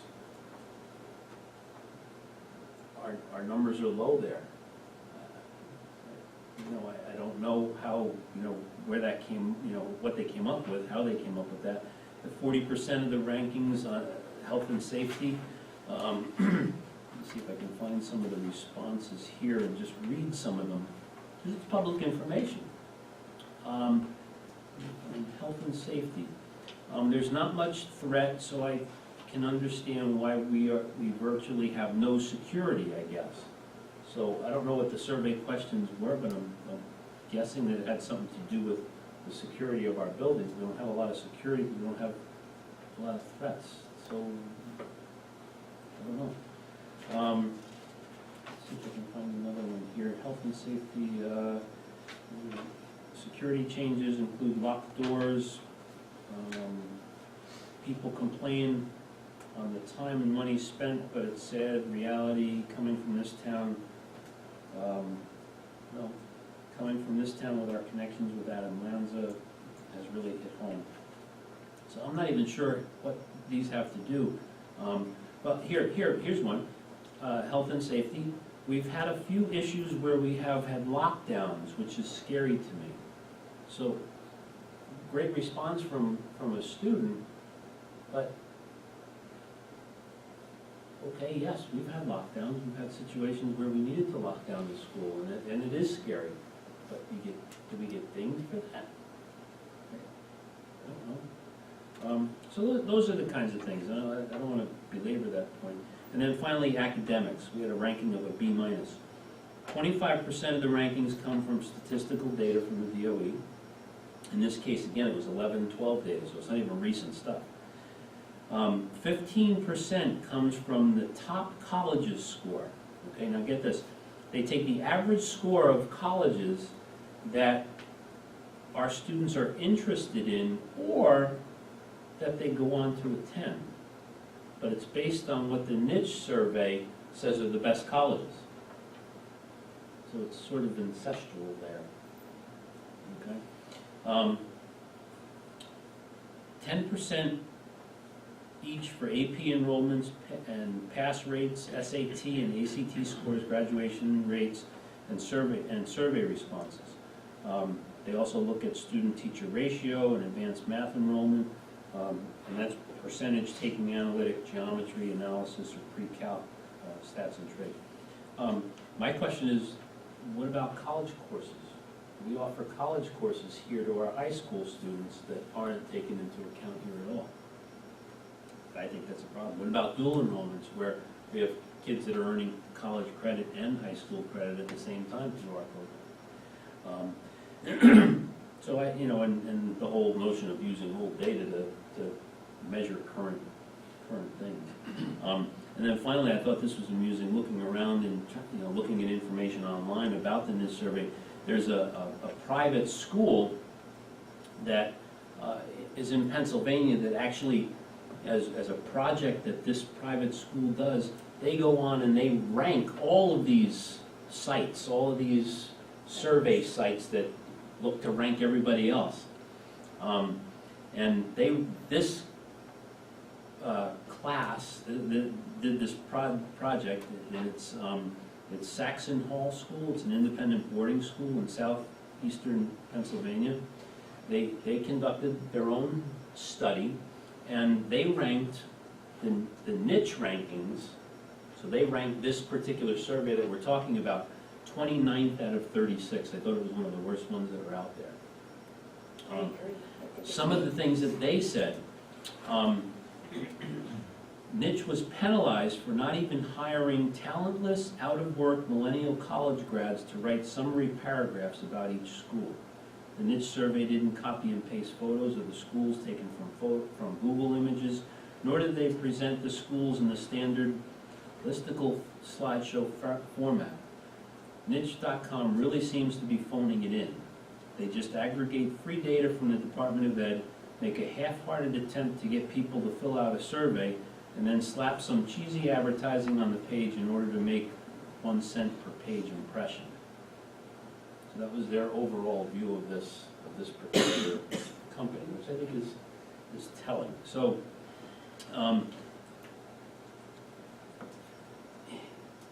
how much time, I think I probably just took almost a half hour talking about garbage ratings from a garbage source in my mind. How much time do we put into defending this kind of stuff, is my question. I mean, it took a lot of time to pull all this together, but my point is, I don't feel it does any good for us to be constantly on the defensive about things that are inaccurate, that we know are inaccurate, and don't help us do a better job with our kids, frankly. So, That's a good question. Ellen, I don't know if you want to add anything. Did I miss any points? I think that when we do our reports in the spring, where we reflect back on the correlates of affected schools, and we're looking at where we're tracking the data that's accurate, representing accurate data, that those are the pieces that we need to stick with and trace. And when we do that every spring, and we look at our SAT scores, which have gone up 10 points in both categories in the last year. But I mean, those are the types of things that we put out there, and they just don't have the fun ring that the beach survey has. So Right. So I think maybe one of the things we've talked about is our ability to present our school data and our district data in a more in a different way on the website, so that we become the place that people go for the statistics and the data. But we want to also start to measure other things other than test scores. We have, enrollment in college, this type of schools our kids are getting into, SAT scores, our performance and performance assessments, our competency rate. So we have a lot of things we want to get out there. So it would be great to have a discussion about what you guys think we value in that kind of a district report. Now, we're on the defensive in some sense because I don't like the rankings. I've dug in and looked at them. There are people who go out and do these surveys and fill them out, whether they're parents or students or, dare I say, administrators in other districts whose job it is to fill out surveys and get information about their district out there. I have no intention of doing that. I think it's unethical. I don't think it's appropriate. But certainly, we could spend a couple of hours and I could have all the administrators go out and fill out the niche survey and tell everybody how wonderful we are. And the way these things are ranked will be great the next time around. But to what end? By the same That's not me. token, people filling out that survey could be from another district as well, to make your, Correct. on some of the answers, correct? Correct. Yeah. There's Yeah. there's no backtrack to actual scale results of real people. And we're talking about 13 people? We're talking Yeah. 13 people. Who may or may not have actually been in our district. Right, so it's trash. It is trash. So I mean, obviously I agree and I appreciate the research that you did, because I did have questions on that and about the WMUR rankings and all that. But if we can't follow that and we can't trust that, I'm not sure that us doing our own rankings is enough. So what else can we do? I mean, what other rankings are out there that we can trust and that can? Well, we have the NEASC process, a process that evaluates schools, like the Great Schools project that we could be part of, that evaluates an objective measure of your school as a whole and your program.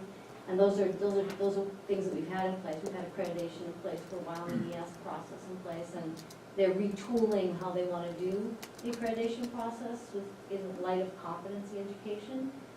But I think those are the things that we need to hold ourselves up to be objectively evaluated, and I think we've always welcomed that. We're actually the first school district in the state to have all 4 schools accredited. So we, from the beginning, have always put ourselves out there for that type of objective evaluation. So that's definitely one piece. I guess the question is to be asked, ranking to what end? For what? I mean,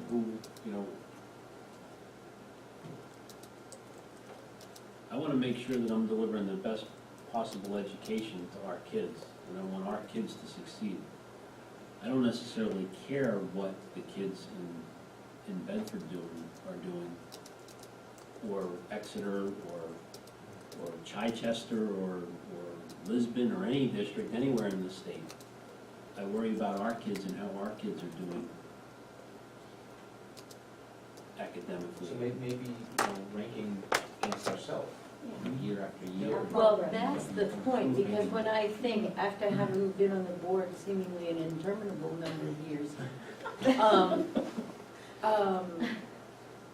having a historic perspective and seeing where we were and where we've come, I don't think you can disregard that, because I'm wondering, and it just occurred to me, how much have other schools moved compared to us over, say, even the past 10 years?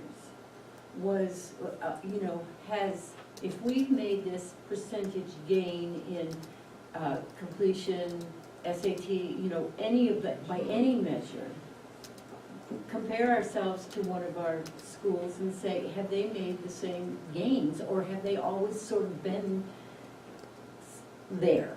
Well, I'd like to respond with two answers. The first one being that the last time the districts were ranked, the state actually ranked the districts that had made the most improvement. And we were in the top 5 in the state over the last 10 years. We had made significant growth. So, but they haven't ranked that for quite some time. I like that ranking personally. I think one of the things about all of these statistics that are important to us, SAT scores, when Dustin says our kids, how they improve, that's more of a measure because we can't control how other school districts present their SAT data. It's not controlled by the state. So it's how they represent it, so we're just sort of flying blind to make comparisons. But we know what our kids have done and how they've done as 11th graders and then 12th graders, what kind of improvement they have. That's reflective of them and the program they're part of. Dig into that for just a minute. How are SAT scores reported by different districts? Districts don't have any guidelines in how they report their SATs. It's just based on their past practice as a district and how their public would like to see them. If you notice on our class report, our Sanborn's profile, so to speak, we actually break down our SAT scores in several ways. We've always had pretty much, we've always encouraged every student in our system to take the SAT. We think it's a good experience for kids. Sometimes kids have turnaround experiences and they decide they're a junior now, I want to go to college. So we've always encouraged them. So we have an overall average of every student that takes the test and what that looks like. We also have an overall average based on students who took the 4-year college prep program that we suggested that they take to qualify for a 4-year school or to qualify to do well on the SAT. There's a difference. If you don't take the college prep program, you take an SAT test that's above the college prep program, the scores are going to be different. So we pull that out, and we also report out on our highest scores. So we try and show a range of different ways, but we never want to take out the overall average of all of our students. A lot of schools don't include all kids in their average. They only include those kids in their college prep program.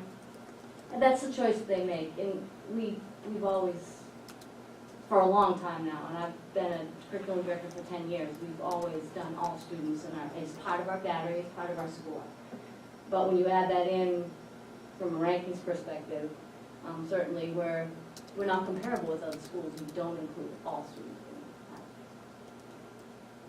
And so some schools are just reporting seniors who are going to 4-year colleges. Who have been accepted to 4-year or all colleges. seniors, or just juniors, or some combination. I mean, there's no standard. No, the profile of the school is designed by the school, and they present their information, and it's at their own public level to question what's on their profile. But we don't. So we've never really gone out and compared ourselves to other school districts because we can't control what the comparison is.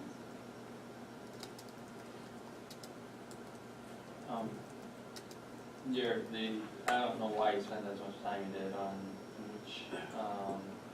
I did because there was a lot of a lot of discussion I was gonna be on, sarcastic. on Because- social media. No, I know that. I was gonna be sarcastic because, you know, if I went and posted multiple surveys, I'm entering an opportunity to win money Yes. as a parent or a person, just as a person. Great schools, totally for it.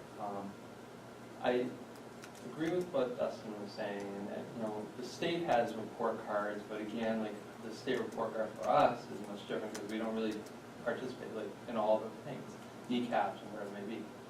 So my comment is, it is a wise idea to have our own SAU 17 report card with our own benchmarks, our own measurables. I think it's really important as a person who comes to the community and say, well, what's this district about? I don't want to, like, because the general public are looking for school rankings, and they're looking for this and that.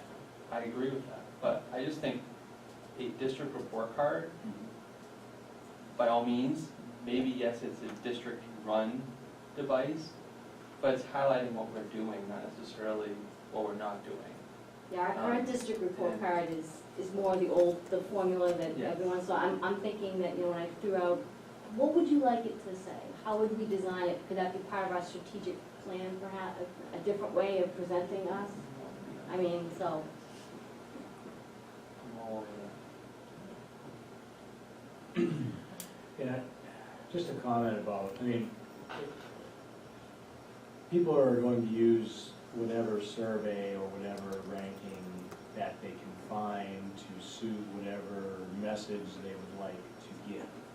We can't always explain, we can't explain away everything. You can, if you see something on social media, you can at least address it and say, this is why the survey, or why this particular ranking is bunk, or, you know, why, maybe it isn't bunk in some case, but it's not giving the true picture, and we can explain that away. People will use that to, again, for whatever purposes they want to fight against maybe trying to pass the budget. Why should we give the school money when the school is not being successful? So I think even though we don't want to spend the time necessarily to try to address those issues, we really do need to, as part of our communication, be proactive about that and make sure we hit it and say, look, this is why that's not correct. And like you did tonight with the niche survey, there's other opportunities to come up like that. Even though it's time consuming, I think from a communication perspective to our public, to make sure that they don't get false information, misleading information. You know, people can use data for whatever purposes they want. Make sure that everything's clear to them. So I think it is good to try to head that off as much as we can. I like your perspective on that, John. And unfortunately, I used to think like that, but I don't anymore. And I hate to think the way I think. But driving over, I was, you know, contemplating the merits of this survey. And my thought nowadays goes to, it doesn't really matter what we say, how we present it, and what we do, because those people, the select few, who put all this stuff on social media, it doesn't matter what we say or do to combat it. It's not gonna make a difference. And it's not. Because we will be liars, or we will be misconstruing the truth. Because they don't want to hear that Sanborn is good. They don't.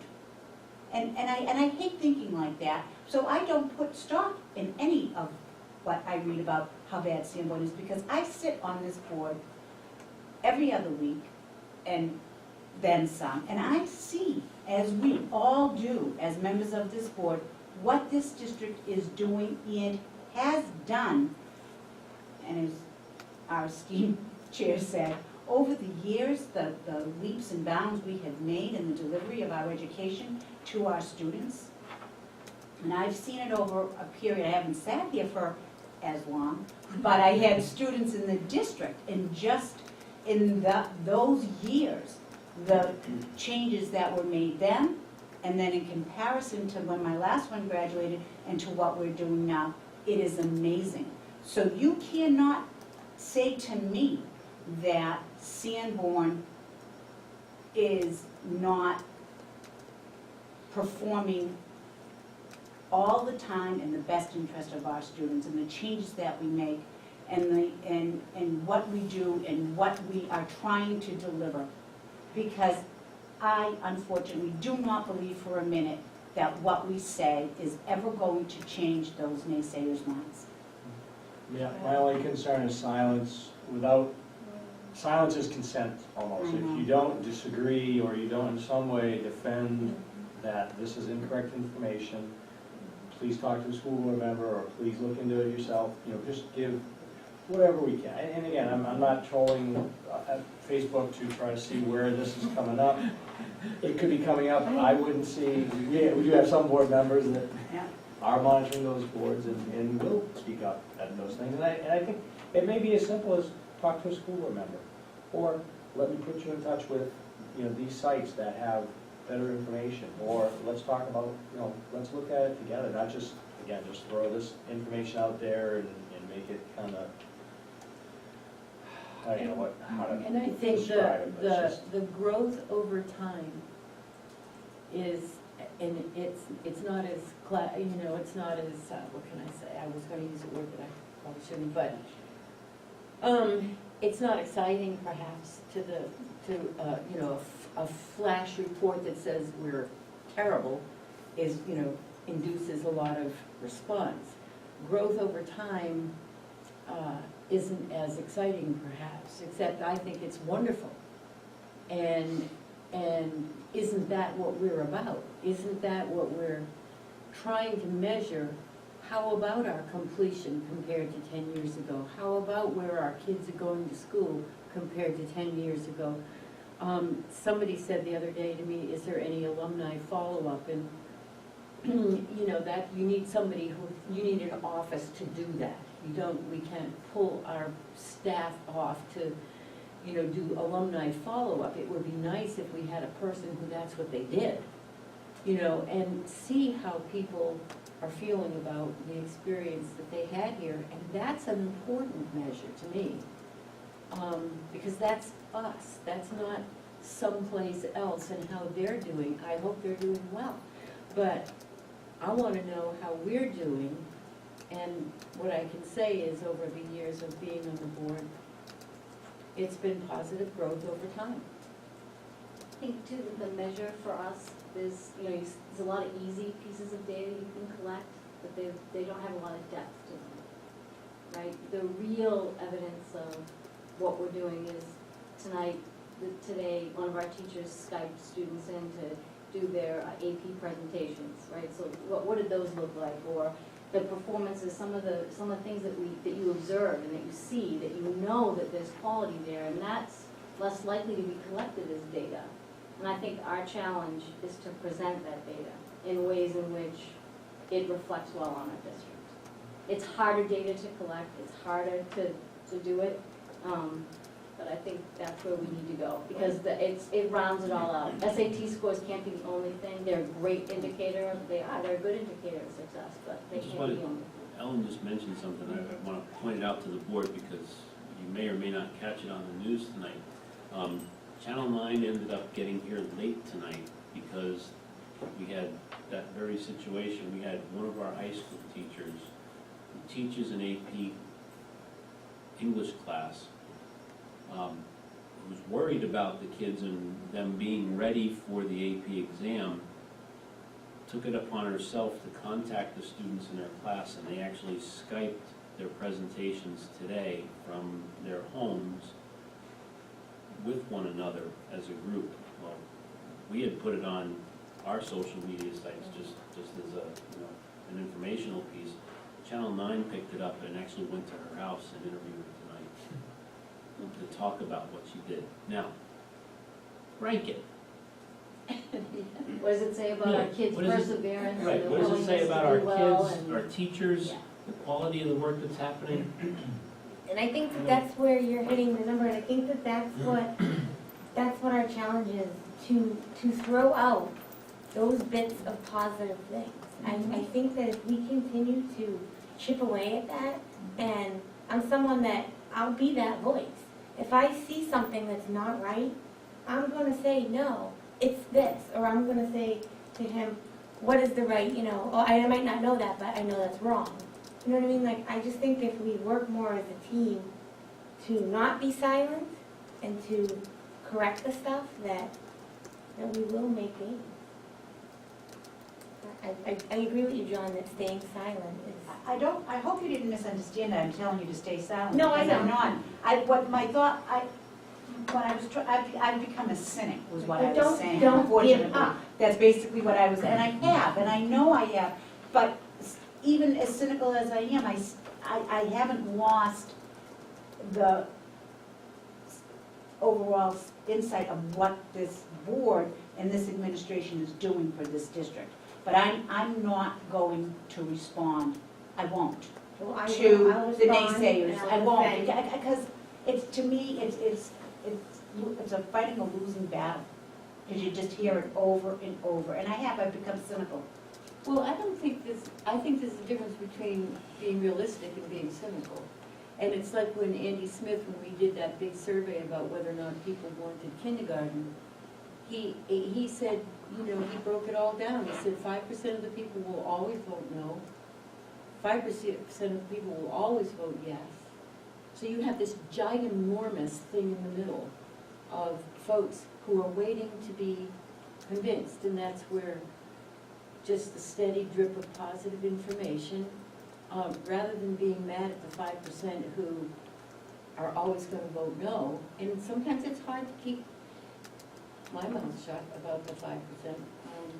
I think in trying not to sort of wait out some things and make sure that we had, as solid data as possible, we created a vacuum of information that other people filled in for us.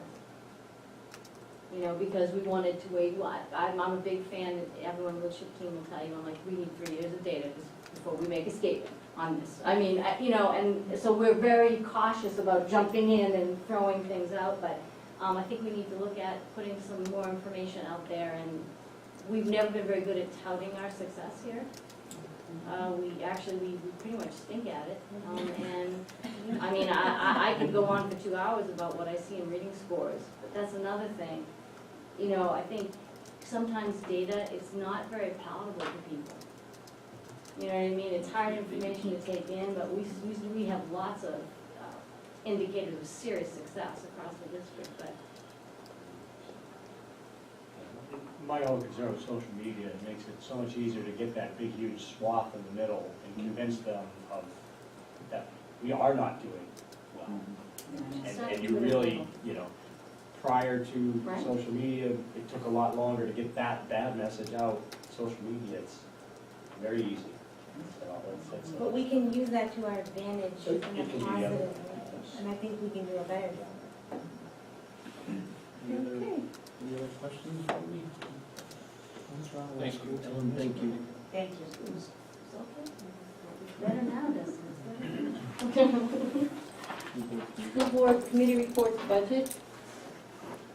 Anyone want to talk about the budget? We haven't had a meeting since the deliberative, so.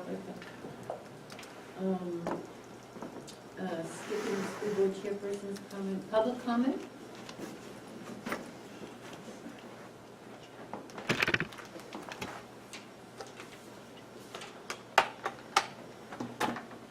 Okay, I'm going to stand over there.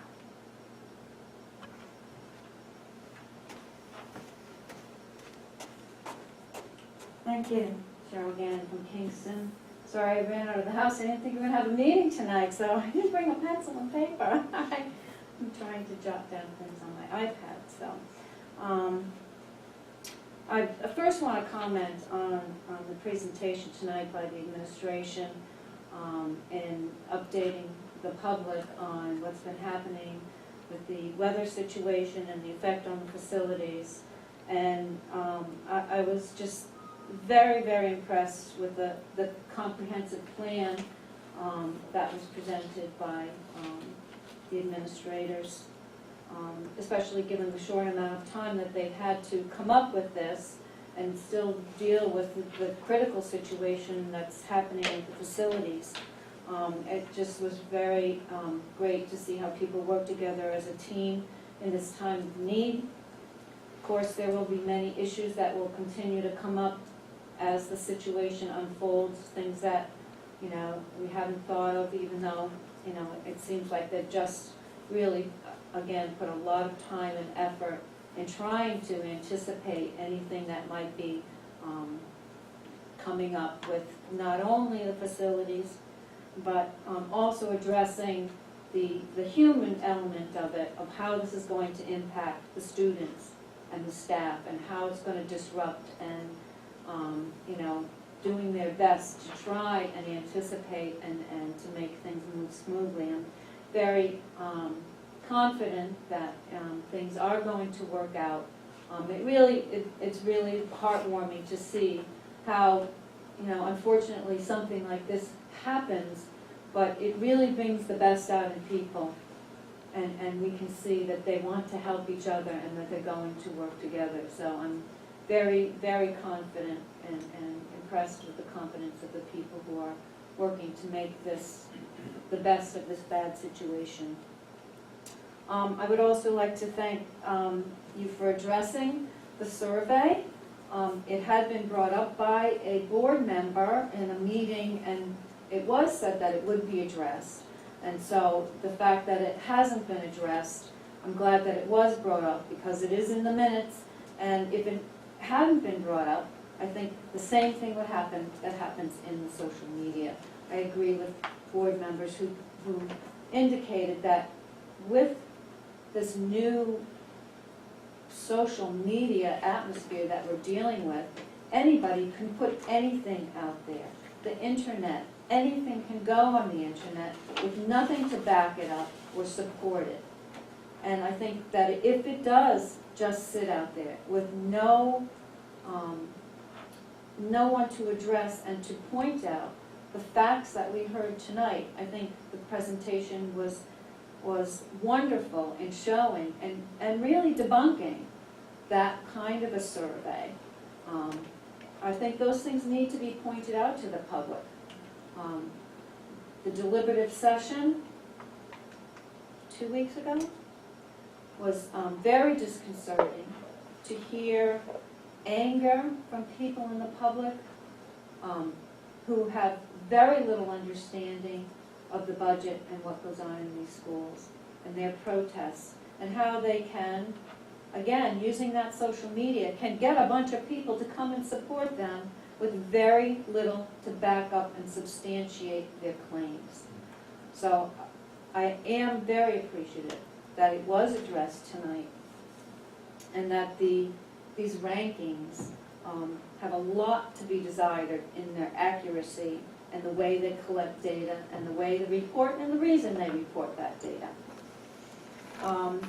I do want to also mention, though, that I think that because the district has adopted the goal of striving to be one of the top 10% of schools in the state, kind of is a little bit contradictory in that it seems that the district does have some desire to rank among other schools in the state.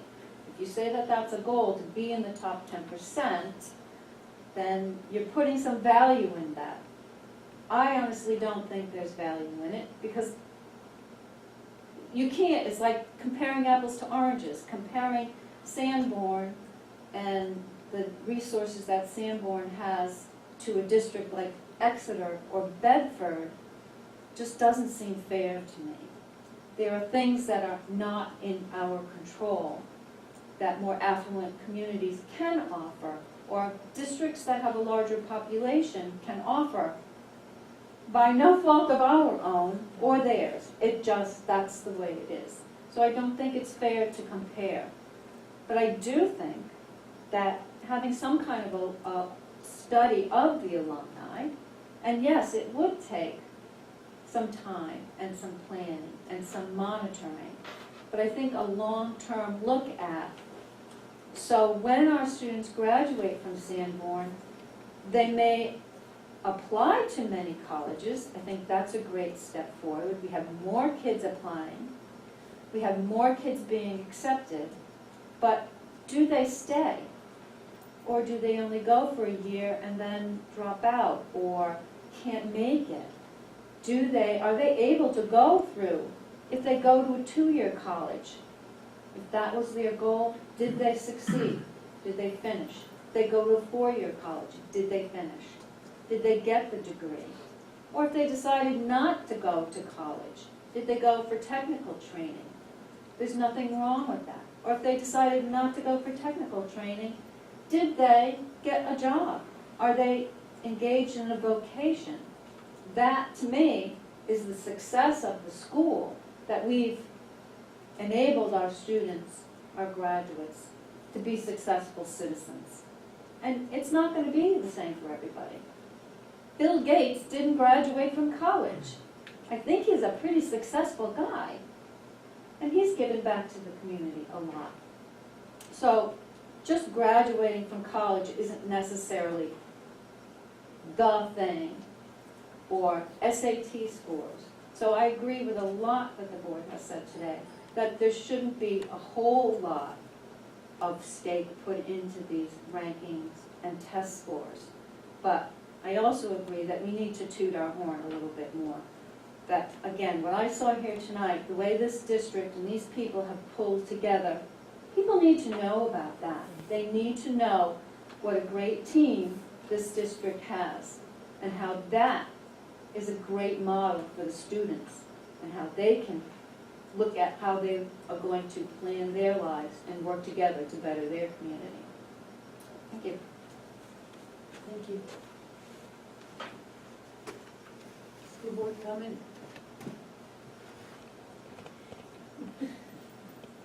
I just wanted to thank administration, Carol, your staff, and everybody for not just Monday and the quick response and the action that was, put into place and the plan that we now have, but for, the past communications as well regarding this never-ending snow and what everybody's doing around the clock to keep our buildings in shape and to keep all of the people that are in those buildings safe. And again, really for everything that's been being done, you guys have done a tremendous job. Thank you. This is coming from someone outside the building. She wants to know if the winter carnival at the middle school it was delayed this week, and there was like a lot of heartache there because there's a lot of emphasis by a lot of family members and other people. So all of this impacts all grade levels and excitement for school. So I just wanted to say it's too bad. And last week I went to it. So noted. Let's see if we can. Make it up to And last week I went to a play that was here about Ellis Island, and that was really informative. It was short and quick. It was an exceptional opportunity. Really excited to see that.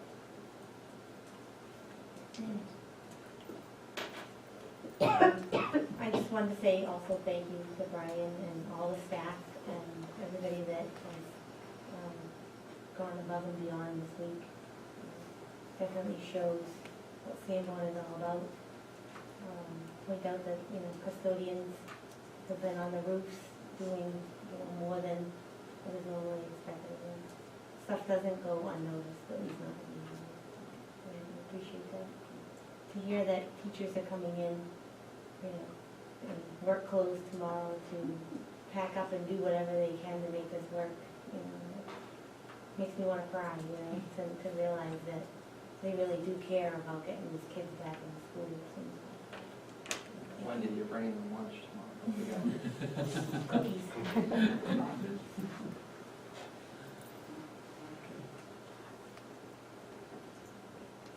Okay. Unfinished business? Okay, we did the field trips, we did graduation, yearbook ad.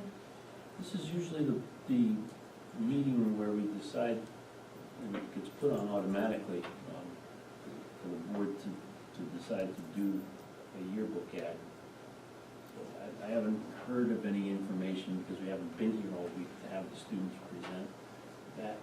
So maybe we table that till the next, Are they deadline specific? I don't know. I don't know. Well, we normally So- do it, so We it's just, there. right, and I was it's- gonna say, why don't we just make, We'll A buy our motion. page, yeah. Go yeah, ahead, I'll go. make a motion to take out a page, as we have in the past for the, yearbook, as a yearbook, yeah. Further discussion? And I don't know what we write on it. What do we write? Do you write it? Or do I? Standard, what we've done in the past. Okay. All right. Discussion? All in favor? Okay, so we'll buy the ad. And if they wanna come in later to talk to us, that's fine, Okay.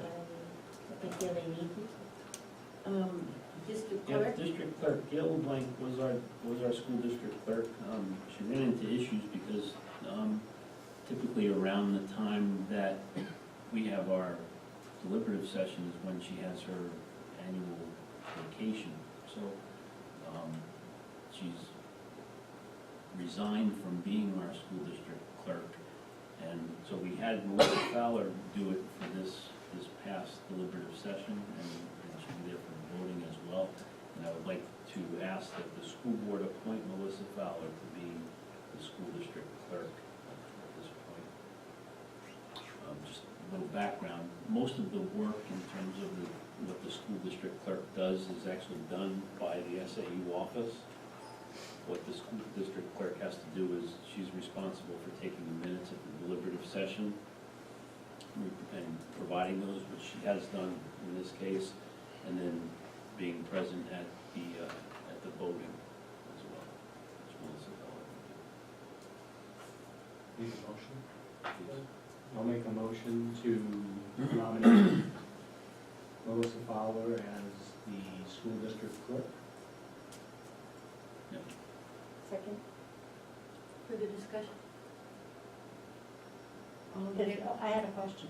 That's, but Gail still, Gail will still do the school board meetings. All in That was favor? a separate title, title altogether.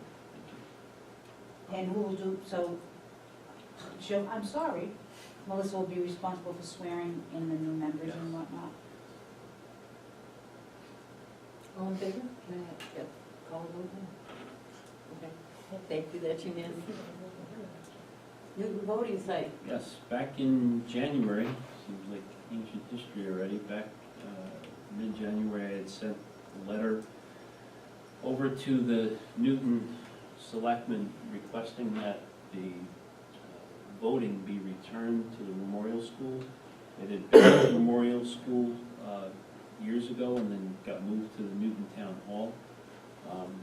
I asked that it be moved back there. I think, I've personally heard from a lot of our parents that have concerns about voting in that building in terms of access. Primarily access, no parking, you're parking along the road and having to walk along the road to get into the voting. Going up the stairs, or the handicap parking is around the back. Just access, from what I've heard from parents, is a nightmare. We wanted to move the voting and offered to have the voting over at Memorial School. We can have a separate entrance for the voters. We have more than ample parking there. We can safeguard the rest of the rest of the building in terms of the students. So to us, it made a lot of sense to have the voting there. I sent the letter to the selectmen, which is in your board packets this evening. I appeared before the Board of Selectmen to discuss it. I got notice and went to the board meeting the next day. Long story short, they're not the least bit interested in moving the voting from the town hall. Their concerns were that they hadn't heard any complaints about the voting site. The police chief had concerns about moving the voting to the school, I think because of the kids. The town clerk,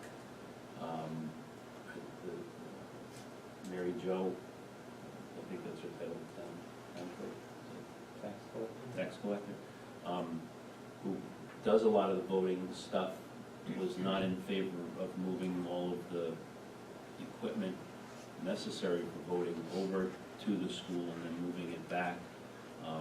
She cited that there were a lot of materials in the town hall that she needed during the course of the day, and needed access to, so we both had a chance to address the board, and the selectmen voted to not move the voting at any point in the near future. So there's no interest there. The vote was 3-1, I believe it was. So they didn't have a full board?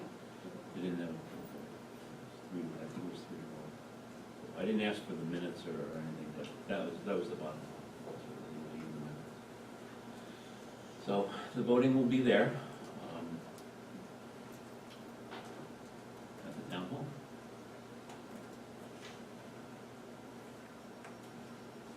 Okay, further discussion about that? Any of those topics? Communications received and sent? We received and I'm not prepared to discuss it tonight, but I think that some folks, and I'm not sure if it's the entire board, Brandon, it's called Brandon Copsink. It's a local company. It's actually, they're out of Danvers, Mass, but it's been touted in this area by some of the police chiefs. It's a program that goes on the computers in teachers' classrooms that is basically a direct link to 911 from the classrooms. So I'm not sure if you got a copy of it sent to you as well, but I would like to entertain a conversation about it. Some of the districts in the area have bought into this, and when we clear bought in, there's monies available for the first year of the program, sort of seed money, but then after that, Just like everything you're else. on your own with it. So but it is worth a discussion. So I'll bring that back to the board a little bit. And that, I think, was the only piece I have. Written information? No. Second page.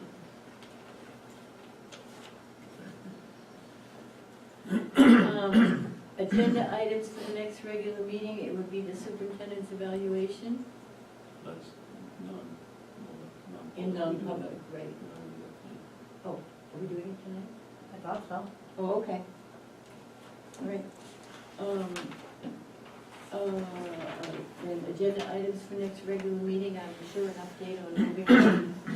Yep, we'll have an update on the move. Fremont will be here. The Fremont board meeting will be at 6:30 here. What I will likely do is post the agenda for this meeting to be later, either 7:30 or perhaps even as late as 8 o'clock, because that meeting is, the Fremont board, Sanborn board meeting are with legal counsel, so it's a non-public session. So I want to be clear about that. I think 8 is a lot later. Yep. And then we'll have an update on the move and where we are with the snow, and perhaps the graduation date we can set at that point. And we'll be talking about Potentially. the snow makeup day maybe. Yeah. Update on that. Yep. Okay. Anybody else have any other topics? Okay, public comment?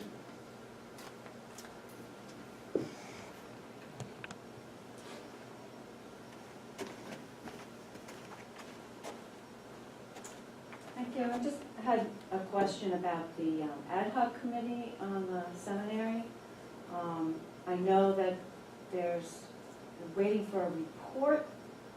It's been, seems like several months, and wondered if there was any expectation of a possible date of when that report would be coming.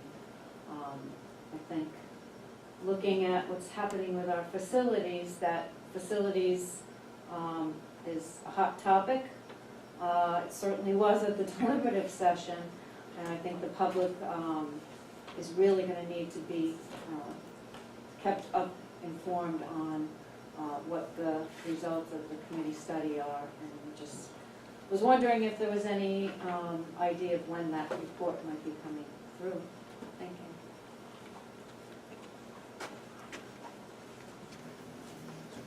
Well, we have our meeting scheduled for the 25th, and we might have some more information to share at the next meeting on how that's going.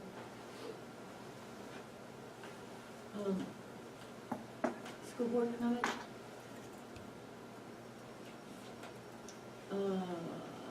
Announcements. The Fremont School Board and Sanborn Regional School Board joint meeting will be on Wednesday, March 4th at 6:30 in room 137 at the Sanborn Regional High School. The Sanborn Regional School Board meeting on Wednesday, March 4th at 8 o'clock in room 137 at the Sanborn Regional High School. The second voting session of the annual school district meeting will be held on Tuesday, March 10th, 2015, from 8 a.m. to 8 p.m. in the Swayze Gym, Sanborn Seminary campus for Kingston voters, and in the Newton Town Hall for Newton voters. And could I have a motion to go into non-public? I'll make a motion to go into non-public under RSA 91-A:32A personnel. C. See? Oh, I'm sorry, A, right.